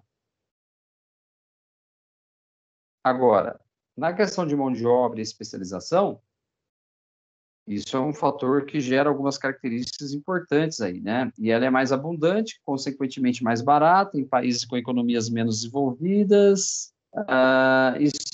Perdão, aqui eu gerei uma contradição aqui, deixa eu ler de novo. A mão de obra possui duas características principais que precisam ser analisadas. É mais abundante e, consequentemente, mais barata em países com economias menos desenvolvidas. Isso gera uma vantagem competitiva de custo de produção de produtos, que demandam grande quantidade de pessoas para produzir. Então, assim, grande quantidade de pessoas. Então, você vê que o Brasil ele é um país que recebe muitas unidades produtivas, plantas de produção, né? Ao ponto que os Estados Unidos, por exemplo, é um país que ele já não tem tanta... Ele tem um olhar mais para a cadeia de serviço, mão de obra mais especializada em foco, pesquisa e inovação. Então, dependendo dos desenhos, né? Se você pegar ali os BRICS, né? O Brasil, Rússia, a África do Sul, esses países, a Índia, esses países dos BRICS, eles têm uma característica de demandar grande quantidade de pessoas para a produção, enquanto todos os países que têm uma economia mais desenvolvida, ela tem uma orientação mais para especialização e qualificação da mão de obra, né? Então, ó, os países que investem mais em educação conseguem obter vantagem competitiva. Em geral, esses são os países desenvolvidos que possuem recursos e definem políticas prioritárias de educação e de sua população. Também falamos bastante disso numa aula, me lembro que foi uma aula bem produtiva. Vamos lá. O nível de tecnologia também é fundamental, né, porque isso vai estar totalmente ligado ao nível de produtividade. Então, mais tecnologia, mão de obra mais especializada, isso determina bastante o fator de índice de produtividade, produtividade efetiva, né? A infraestrutura também é algo importante para diminuir os custos de produção. Internamente também para permitir que as exportações ocorram com custos menores, né? Então, você tem que ter infraestrutura logística, é aquela coisa que nós falamos lá, né? As atividades primárias, né? Para a geração de valores.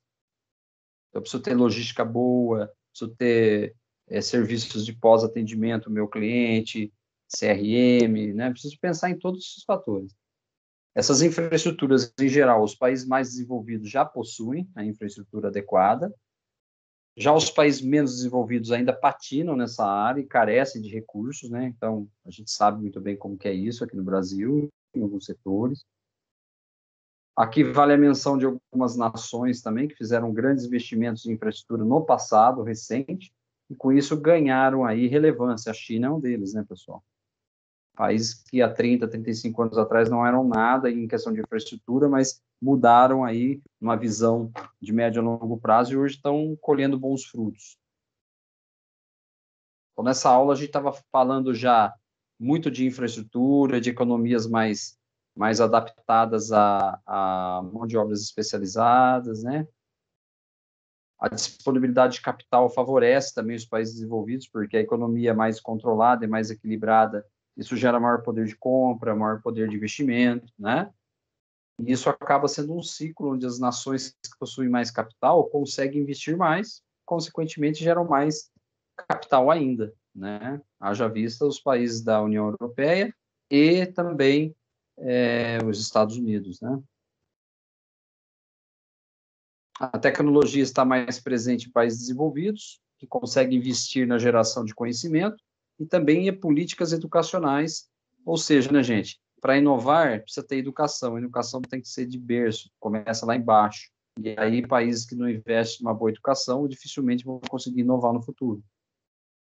E aí tudo isso vai culminar no desenvolvimento tecnológico e vai criar aí as vantagens competitivas para esses países que detêm, né, de economias mais criativas, infraestrutura mais adequada, fluxo monetário e econômico melhor, um investimento por parte do governo, empresas que têm mais conhecimento sobre gestão e mão de obra qualificada, enfim, né? É toda uma teia aí que vai gerando uma nova estrutura.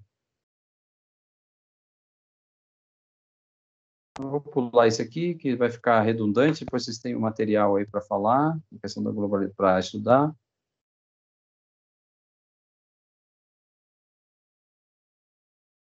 Isso. E aí fechou o conceito nessa área, né? Ou seja, os países desenvolvidos passaram a investir em atividades que demandam conhecimento. É a tal da gestão 4.0. E aí isso que gera inovação, né, pessoal? E suas riquezas provêm do quanto elas podem cobrar quanto elas podem cobrar mais dos seus produtos pelo fato de embutirem ali inovação, especialização e tudo mais, né?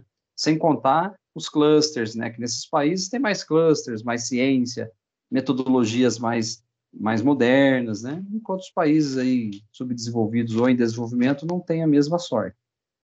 A partir, então, do momento em que esses países investiram em educação, passaram a ter pessoas mais qualificadas e essas passaram a ter um custo mais elevado, né, mais acessível para a criação da vantagem competitiva.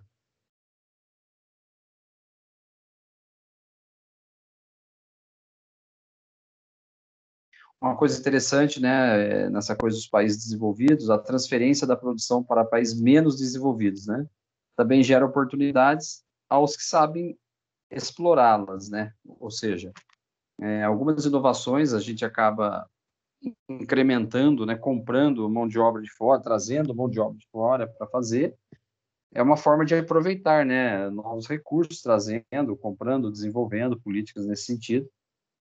Isso também gera inovação, né, mas precisa saber aproveitar, né, a gente também pode ficar só trazendo e não aprendendo com isso, é importante que fique um legado, né, seja o Brasil, seja outros países.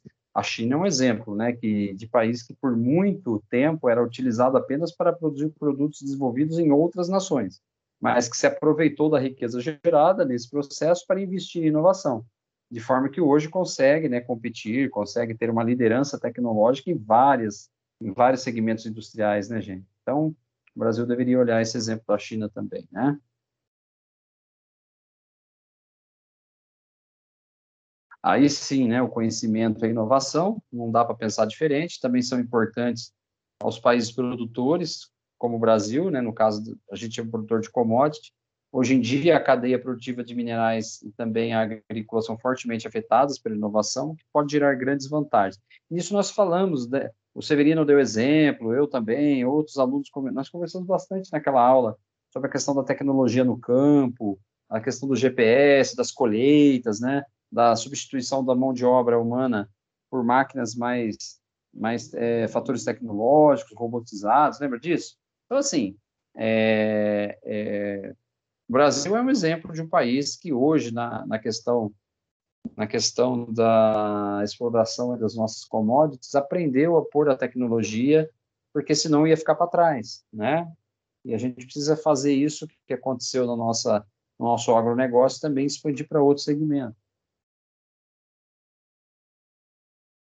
A agricultura tornou-se muito mais produtiva, né? Tudo isso nós falamos na aula. As novas sementes e produtos que estão sendo desenvolvidos geram produtos cada vez mais qualificados, assim como novas técnicas de produção. Até citei aqui a questão da Embrapa, a importância que a Embrapa tem para a vacina do gado no Brasil, do desenvolvimento dos pastos, né, para a questão do corporativismo aí dentro dos frigoríficos e tudo mais, né, o Brasil é um grande exportador de carnes, né, e a Embrapa tem uma importante participação quanto à parte de pesquisa, desenvolvimento e oferta de teoria científica, né, e gestão de conhecimento para o agronegócio. As inovações em processos são importantes para manter a competitividade das indústrias que exploram produtos que necessitam de escala. Isso não tem a dúvida, né, gente? Então, inovar é inovar em toda a cadeia, todo o processo, né? Eu preciso estar atento a todo o ecossistema. Uma das consequências da globalização foi diminuição das barreiras tarifárias para a existência de comércio internacional. É onde começa a surgir, então, os acordos bilaterais, país compra de um, vende para o outro, né? e com isso foi criando regulamentações no intuito de proteger a indústria local. Essas proteções podem incluir propriedade intelectual, regulamentações técnicas, entre outras. De fato, aí a legislação tem um papel importante, né, pessoal? Por exemplo, um país pode impor uma restrição de emissão de poluentes aos veículos que podem ser comercializados nele. Essa restrição pode permitir que determinadas marcas que ainda não possuem essa tecnologia possam vender os seus produtos nesse país. Então, assim, a gente percebe muito, né, a questão do setor automobilístico. Começaram a vir novas marcas, explorar o nosso mercado brasileiro, e aí os governos começaram a apertar em algumas legislações, até por pressão das próprias empresas que aqui já estavam, para que criassem aí um fator, né, umas contrapartidas, forçasse as empresas, você quer participar desse mercado, mas o que você vai trazer de inovação, o que você vai se adaptar, né, para emissão de poluentes, pacote tecnológico de segurança para o carro, por exemplo, né? Isso a gente conversou também, são questões bastante interessantes aí ao longo do trabalho. A combinação de tecnologia, né? Eu preciso combinar tecnologias adquiridas externamente com as que eu desenvolvo aqui dentro do meu país. Isso gera grandes atividades no campo da política e do incentivo, porque daí eu preciso criar as leis de inovação, né? E essa combinação de elementos pode fazer o país, por exemplo, possuir vantagem competitiva, né, das suas indústrias, que são muito focadas em alguns setores que se aproveitam das vantagens naturais do país. Então, por exemplo, às vezes uma empresa lá de fora vem para cá, começa a explorar, porque nós somos um país em abundância de recursos, né? Mas aí isso pode estar afetando a biodiversidade e tal, os recursos hídricos.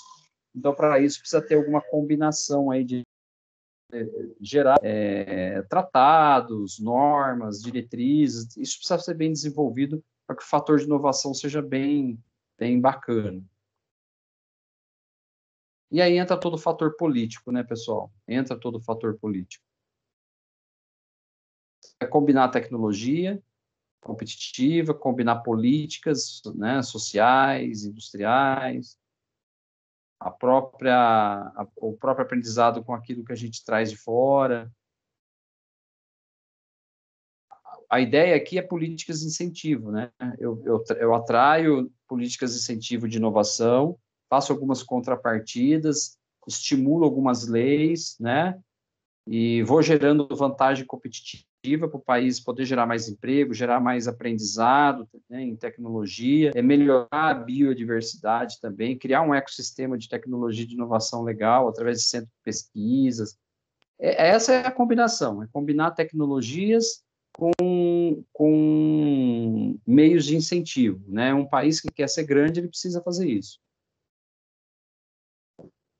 Sendo assim, o país deveria ter uma política que permite preservar esses recursos para que ele seja capaz de manter essas vantagens também a longo prazo. Aqui, nesse caso, a gente falou, no caso da Amazônia, vocês lembram, né? O quanto que é importante cuidar daquela biodiversidade, aquele ecossistema, o quanto que é rico aquilo que é o pulmão do planeta, tal, mas que ali tem muita oportunidade, sem dúvida, de negócio.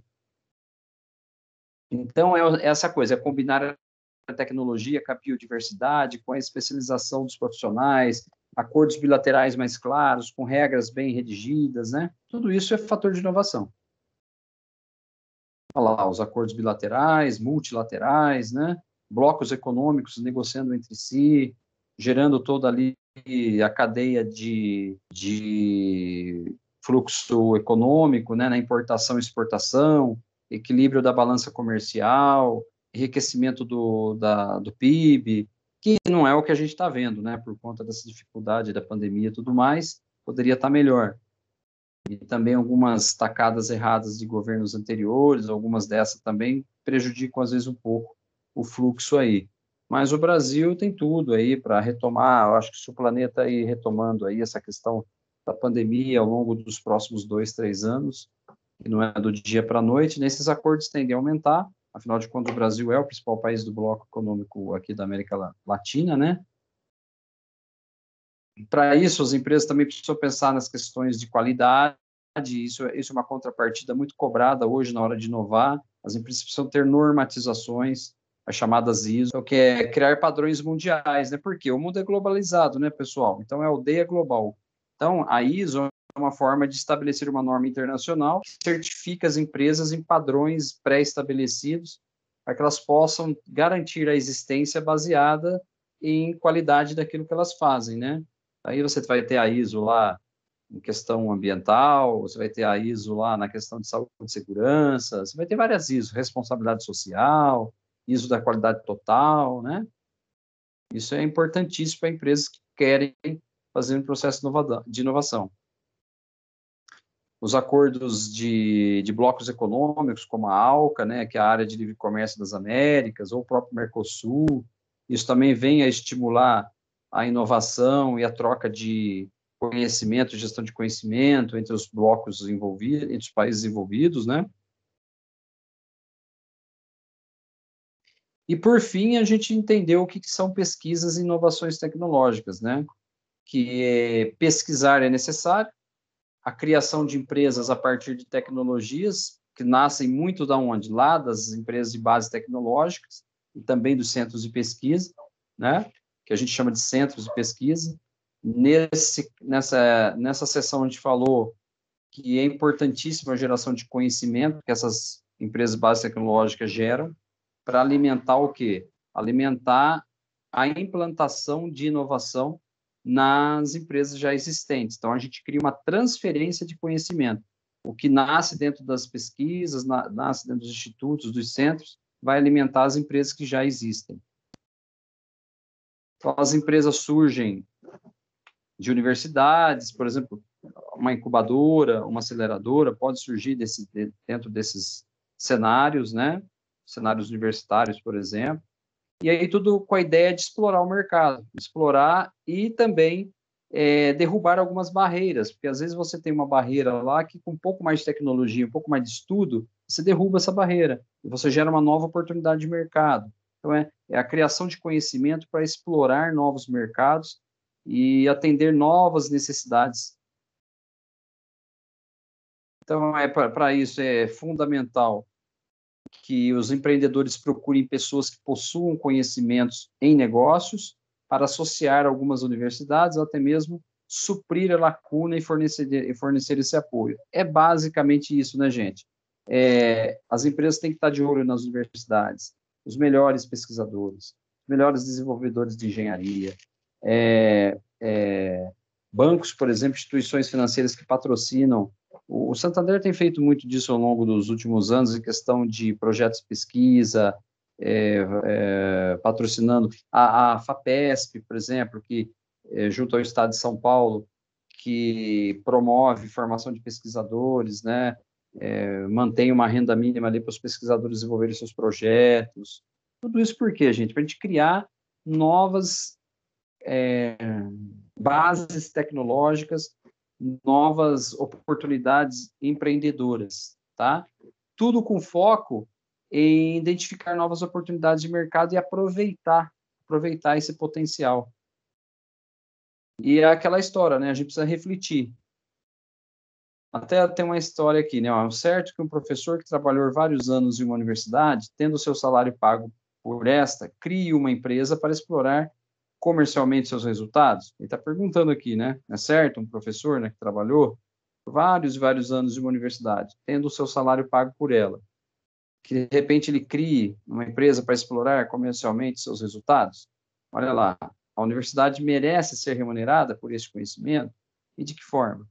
E se ela continuar na universidade? E se ele continuar na universidade, mas for sócio de uma empresa? Isso será bom ou ruim para a universidade?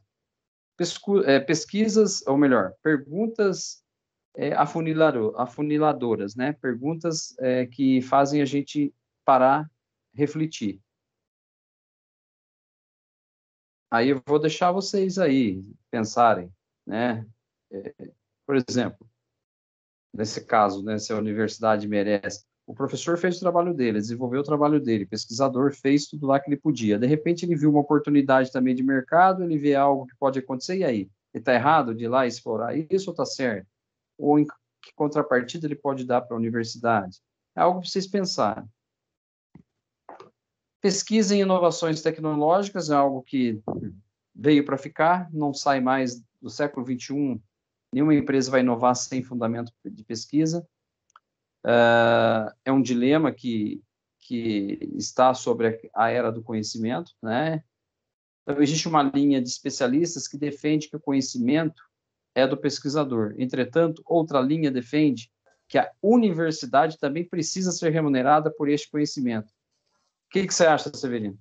Professor, eu não podia deixar passar em branco essa discussão. Eu acho que ela é Opa. importantíssima. A gente pode levar ela do ponto de vista do professor, mas a gente pode até diminuir um pouquinho, com todo respeito à figura do professor que está um nível mais acima. Nós temos que pensar numa sociedade, por exemplo, que a universidade pública sempre foi um grande problema para uma faixa da população que não tem uma boa escolarização. Então, uma faixa da categoria da sociedade mais privilegiada consegue dar uma boa educação privada e esse aluno consegue uma vaga numa universidade pública. Perfeito. Aí é uma discussão, né, bastante... se você conversa... Acalorada, porque eu tanto transito na minha faixa de vivência como tenho a oportunidade de frequentar, às vezes, uma roda com pessoas de outros níveis e, de repente, a gente vê uma discussão bastante assim, não, porque meu filho fez essa coisa da meritocracia. Agora, veja só, o filho nasce num berço um pouco mais privilegiado, frequenta uma boa escola o tempo inteiro e não trabalha, e quando ele chega para concorrer à medicina, ele ganha em relação ao outro que é um pouco socialmente mais desfavorecido. Agora, até aí tudo bem. A gente poderia dizer que ele estudou, foi circunstancial, teve o mérito dele de ter passado, tudo isso eu pondero como respeitável. Mas já que ele estudou numa escola pública superior de qualidade, ele deveria devolver para o Estado um tempo fazendo medicina social na periferia, ele poderia ir para regiões ribeirinhas, quer dizer, falta uma devolução para o país desse benefício. Uma contrapartida, porque isso faz com que se mantenha um país com castas muito definidas, muito hierarquizada e muito com falta de oportunidade. Porque não, eu digo até que é justo que realmente ele vá frequentar a Unicamp de graça e saia de lá médico. Mas aí ele teria que dar uma contrapartida disso. Ele teria que dar um ano na periferia, ele teria que não sei o que, ele teria que dar. A sociedade tem que devolver aquilo que foi investido nele. Não é meu, não é do mais pobre, é do país, é da sociedade. E essa discussão é muito difícil, as pessoas não entendem. E pior, que tem gente que está... pensam assim, né, Severino? Exatamente. Eles pensam assim. Eu tenho uma contrapartida a oferecer. Eu serei obrigado a fornecer essa contrapartida, mesmo que seja por um tempo, por um ano, por alguma coisa. Então, quando a gente começa a perceber essas essências, a gente começa a ter uma visão triste, às vezes, de alguma coisa, porque a gente não tem um país desenvolvido como um todo, não é? Verdade. Quando a gente percebe, por exemplo, uma declaração que alguns anos atrás, eu acho que o professor acompanhou, talvez não é a cidade dessa turma, não é perceptível, quando aquele agente de publicidade lá, eu esqueço o nome dele, que tem hoje a McCain, né? Fundiu até com a americana, que é de propaganda, ele foi sequestrado, e depois do sequestro ele disse assim, eu moro num condomínio em São Paulo, e lá tem uma Higienópolis, uma favela, uma coisa. Eu tenho que me preocupar com... Oliveto. Eu tenho que me preocupar com o filho do favelado, porque senão ele vem vender droga na porta do meu condomínio. Ou seja, é preciso o cara sofrer um sequestro para poder repensar a vida e achar que a sociedade pode ser um pouco mais digna e um pouco mais justa nesse aspecto. Então, eu sou a favor de que esse indivíduo, ele nasceu com certos privilégios, sim, mas ele tem que, a sociedade como um todo, ter estrutura que devolva para essa própria sociedade, para ele e para o todo, uma recompensa disso aí. Então, aí você veja, você se mantém essa estrutura de desigualdade sendo arrastada há centenas e milhares de anos. Isso é só um aspecto que eu quero levantar, porque tem outros aspectos inseridos nisso, né? Tem muitas variáveis. Muitas variáveis, muito mais profundo, e isso requereria não só uma aula, mas uma discussão, talvez, um dia aí, com a turma, para que a gente tenha essa percepção aí.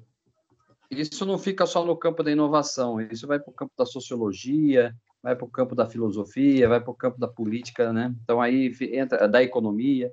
Então, aí você vê, né? Mas, de uma certa forma, o que você falou aí é o que a gente reforça aqui no slide, né? Hoje em dia, já existe praticamente um consenso de que a universidade ela precisaria ser remunerada por este conhecimento. Embora ainda exista muitas discussões sobre como fazer isso, quanto que a remuneração seria mais justa. Então, assim, de fato, essa contrapartida, os países desenvolvidos, eles pensam dessa forma. Resumindo toda a história, né, gente? O que se prevê hoje nos países desenvolvidos? Que cada personagem tem seu papel, tem a sua importância, mas que há direitos e deveres e contrapartida entre todos, para que não haja aí algumas discriminações ou que não haja ali também alguns privilégios para um e não para outros. Então, uma sociedade que quer crescer em inovação e tecnologia, ela precisa também ter políticas, orientação social para isso. Se a gente começar a investir mais em educação, isso também começa a ser melhor alimentado, né? Que a própria pessoa que percebe que se alimentou de um sistema justo para ela ser um médico, ser ali um bom profissional, que ela teve um bom ensino, o fator humano muitas vezes é assim, poxa, ele se sente quase que na obrigação de devolver isso para a sociedade, desde que ele seja doutrinado para isso, né? Desde que o país também estimule esse fator, né? Então, assim, é muito legal porque ao assimilar tudo que a gente aprendeu aqui na unidade 3 e na unidade 4, uma coisa é importante a gente assimilar, que empresas de base tecnológica, universidades, governos, empresas do setor privado, a própria sociedade, tudo isso, gente, é os personagens essenciais, os ingredientes fundamentais para que a gente torne o mundo melhor, né?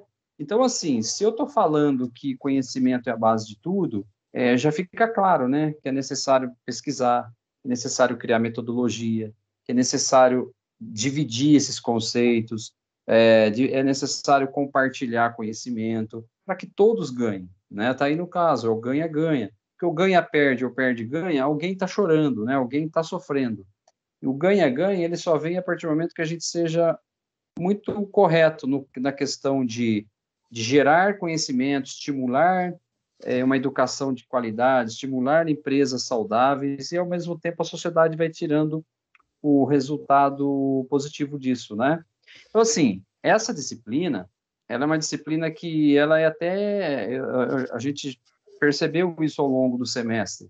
Ela foi uma disciplina que tratou de maneira bem política até as coisas, né? A gente até avançou um pouquinho nessa conversa. Então, ela é uma disciplina que deixa um ponto de interrogação, ela é uma disciplina que deixa aí um conhecimento interessante, que entender que para inovar tem um processo. Para fazer esse processo, não basta a empresa somente querer internamente, ela depende de fatores externos, depende da política. Então, como que a gente faz essa diplomacia? Como que a gente busca a gestão do conhecimento, mas, ao mesmo tempo, como que a gente se melhora como ser humano para juntar as duas coisas e fazer a gestão da inovação? Aí é isso, né? Ah, mas isso é impossível fazer no país. Não, não é impossível, mas também não é fácil. E também não acontece do dia para a noite, né? Talvez aí vão décadas para você fazer a transformação, como a China fez, por exemplo, como a Coreia do Sul fez, por exemplo, né? Então, pessoal, o que a gente aprendeu ao longo do semestre foi isso, né? Inovar é preciso. As inovações, elas têm todo um campo de estudo, toda uma metodologia. Para isso, você vai ter que se desenvolver como pessoa também, não tem outro jeito. Um profissional 50%, um profissional 100%. Não existe 100%, mas um profissional de excelência, ele precisa ser uma pessoa que também venha sendo melhor no seu comportamento, na sua mentalidade, né? Não dá para você querer criar inovação sendo um ser humano, desculpa o termo aqui, né, chulo, né, ou escroto, né, uma pessoa que não busque sair do senso comum, que não busque ler mais, né? Então, é tudo isso que a gente aprendeu ao longo do nosso semestre.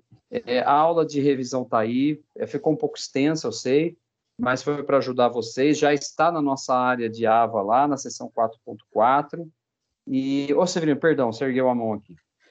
Professor, desculpe, eu sei que foi revisão, não podia deixar de falar também nesse aspecto. Agora, não quero atrapalhar a revisão, porque o importante para a prova vai ser essa revisão.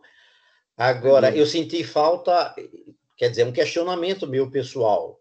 Lógico. E não é sobre sua aula ou sobre esse material, é até mesmo sobre a própria FAC, sobre a própria faculdade onde eu estou inserido. Eu posso fazer esse questionamento até em outro fórum, que não seja apenas nesse, sobre a importância da empresa júnior dentro desse processo. Isso não foi abordado, e eu não sei, aí, sua opinião pessoal, se isso é importante também nesse processo.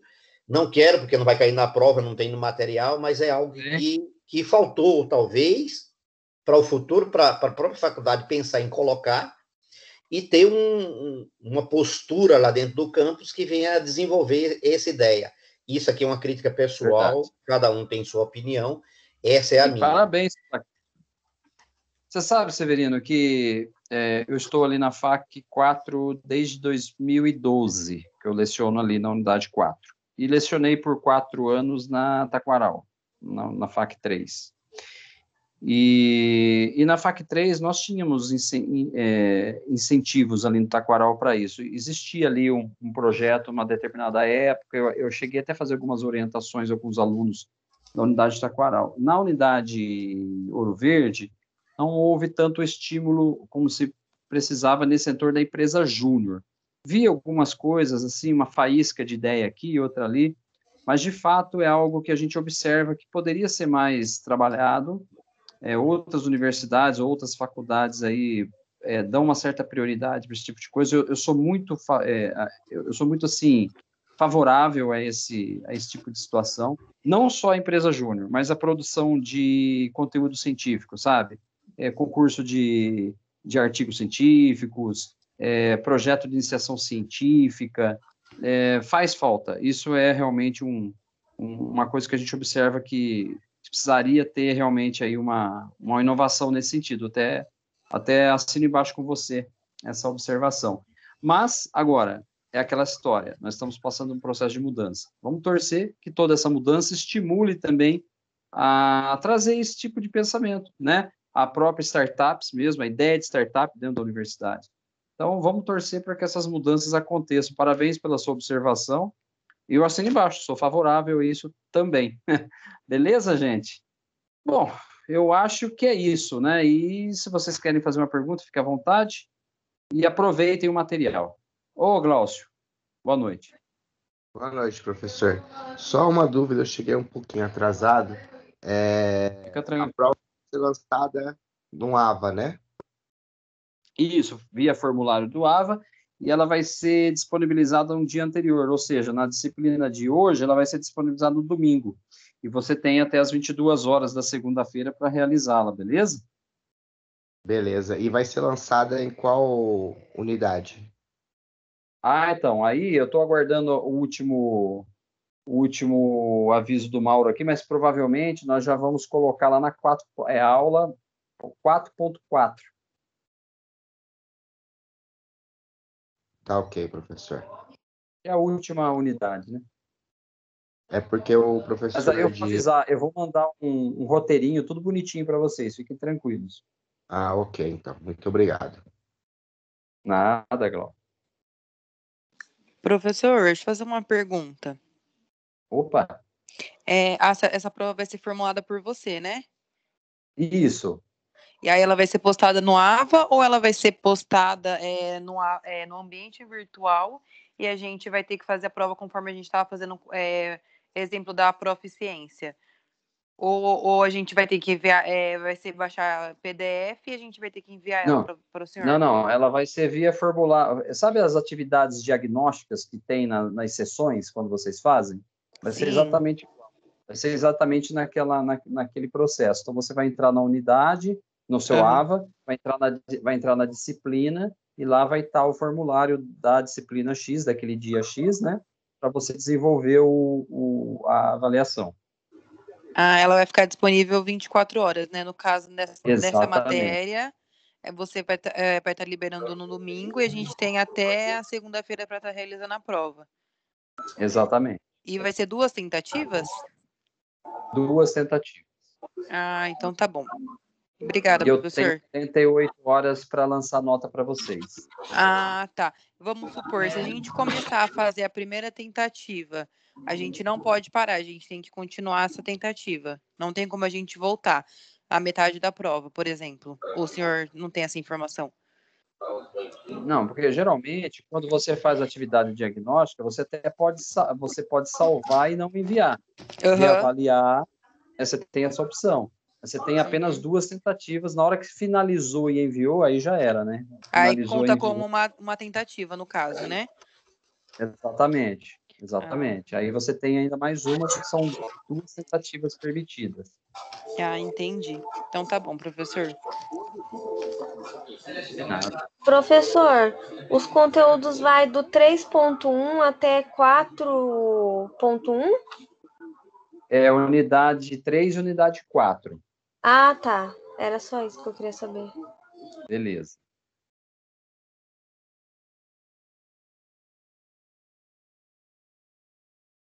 Legal, gente, bacana, né? Ficou um pouco extenso aí o slide, mas era para poder fazer uma síntese de tudo que aprendemos, tá? As questões da prova são todas tiradas do que está dentro do próprio material didático, tá? Não tem nada fora de lá. Então, aproveitem aí esse material. E então é isso, gente. Olha, eu vou encerrando aqui a parte técnica da aula. Primeiramente, assim, muito obrigado mesmo pela confiança de vocês, pelo empenho de vocês em fazer as atividades. É muito bacana a gente ter se superado durante o semestre, e minha gratidão aqui por vocês acreditarem aqui na aula, e estamos juntos no que precisar. Façam essa prova com calma, com tranquilidade, não façam correndo, apesar de serem 2 tentativas, né? E fiquem atentos à oportunidade de fazer com calma, com antecedência, não deixar para a última hora. E minha gratidão por vocês estarem aí com a gente, comigo, nesse semestre, tá bom? Muito obrigado mesmo. Espero que eu possa ter ajudado cada um de vocês com o conhecimento, e o que faltou, peço desculpas, mas eu fiz o máximo que eu pude aqui dentro dessa limitação aqui, né? E a gente não estar fisicamente juntos, tá bom? Obrigada, viu, professor? Ficou bem explicativo esse slide de revisão. Acho que eu vou até estudar por ele. Legal, bacana. Faça bom proveito. Obrigado, professor. Boa noite. Boa noite, gente. Fica com Deus, um bom descanso. Obrigado, mestre. Bom descanso. Ô, Severino, obrigado. Para nós. Para nós. Obrigado, professor. Valeu pelo semestre aí. Essa revisão também ficou bem completa. Obrigado pela parceria aí. Obrigado. E agora vamos estudar e vamos para a prova. Muito obrigado pela... E vamos para a prova. É isso aí. Vai lá e arrasa. É isso aí. Valeu. Alô, abraço. Um abraço, gente. Um abraço para vocês. De bom. Valeu aí pela aula, pelo semestre. Alô, professor. Forte abraço. Tamo junto. Abração para vocês. Obrigado, professor. Professor, Oi. confirmei com o Mauro, ele falou que a nota da proficiência ela é postada até amanhã, então talvez possa ser que aparece amanhã a de gestão da inovação. Boa notícia. Então, legal. Então, já está aí uma resposta importante para nós.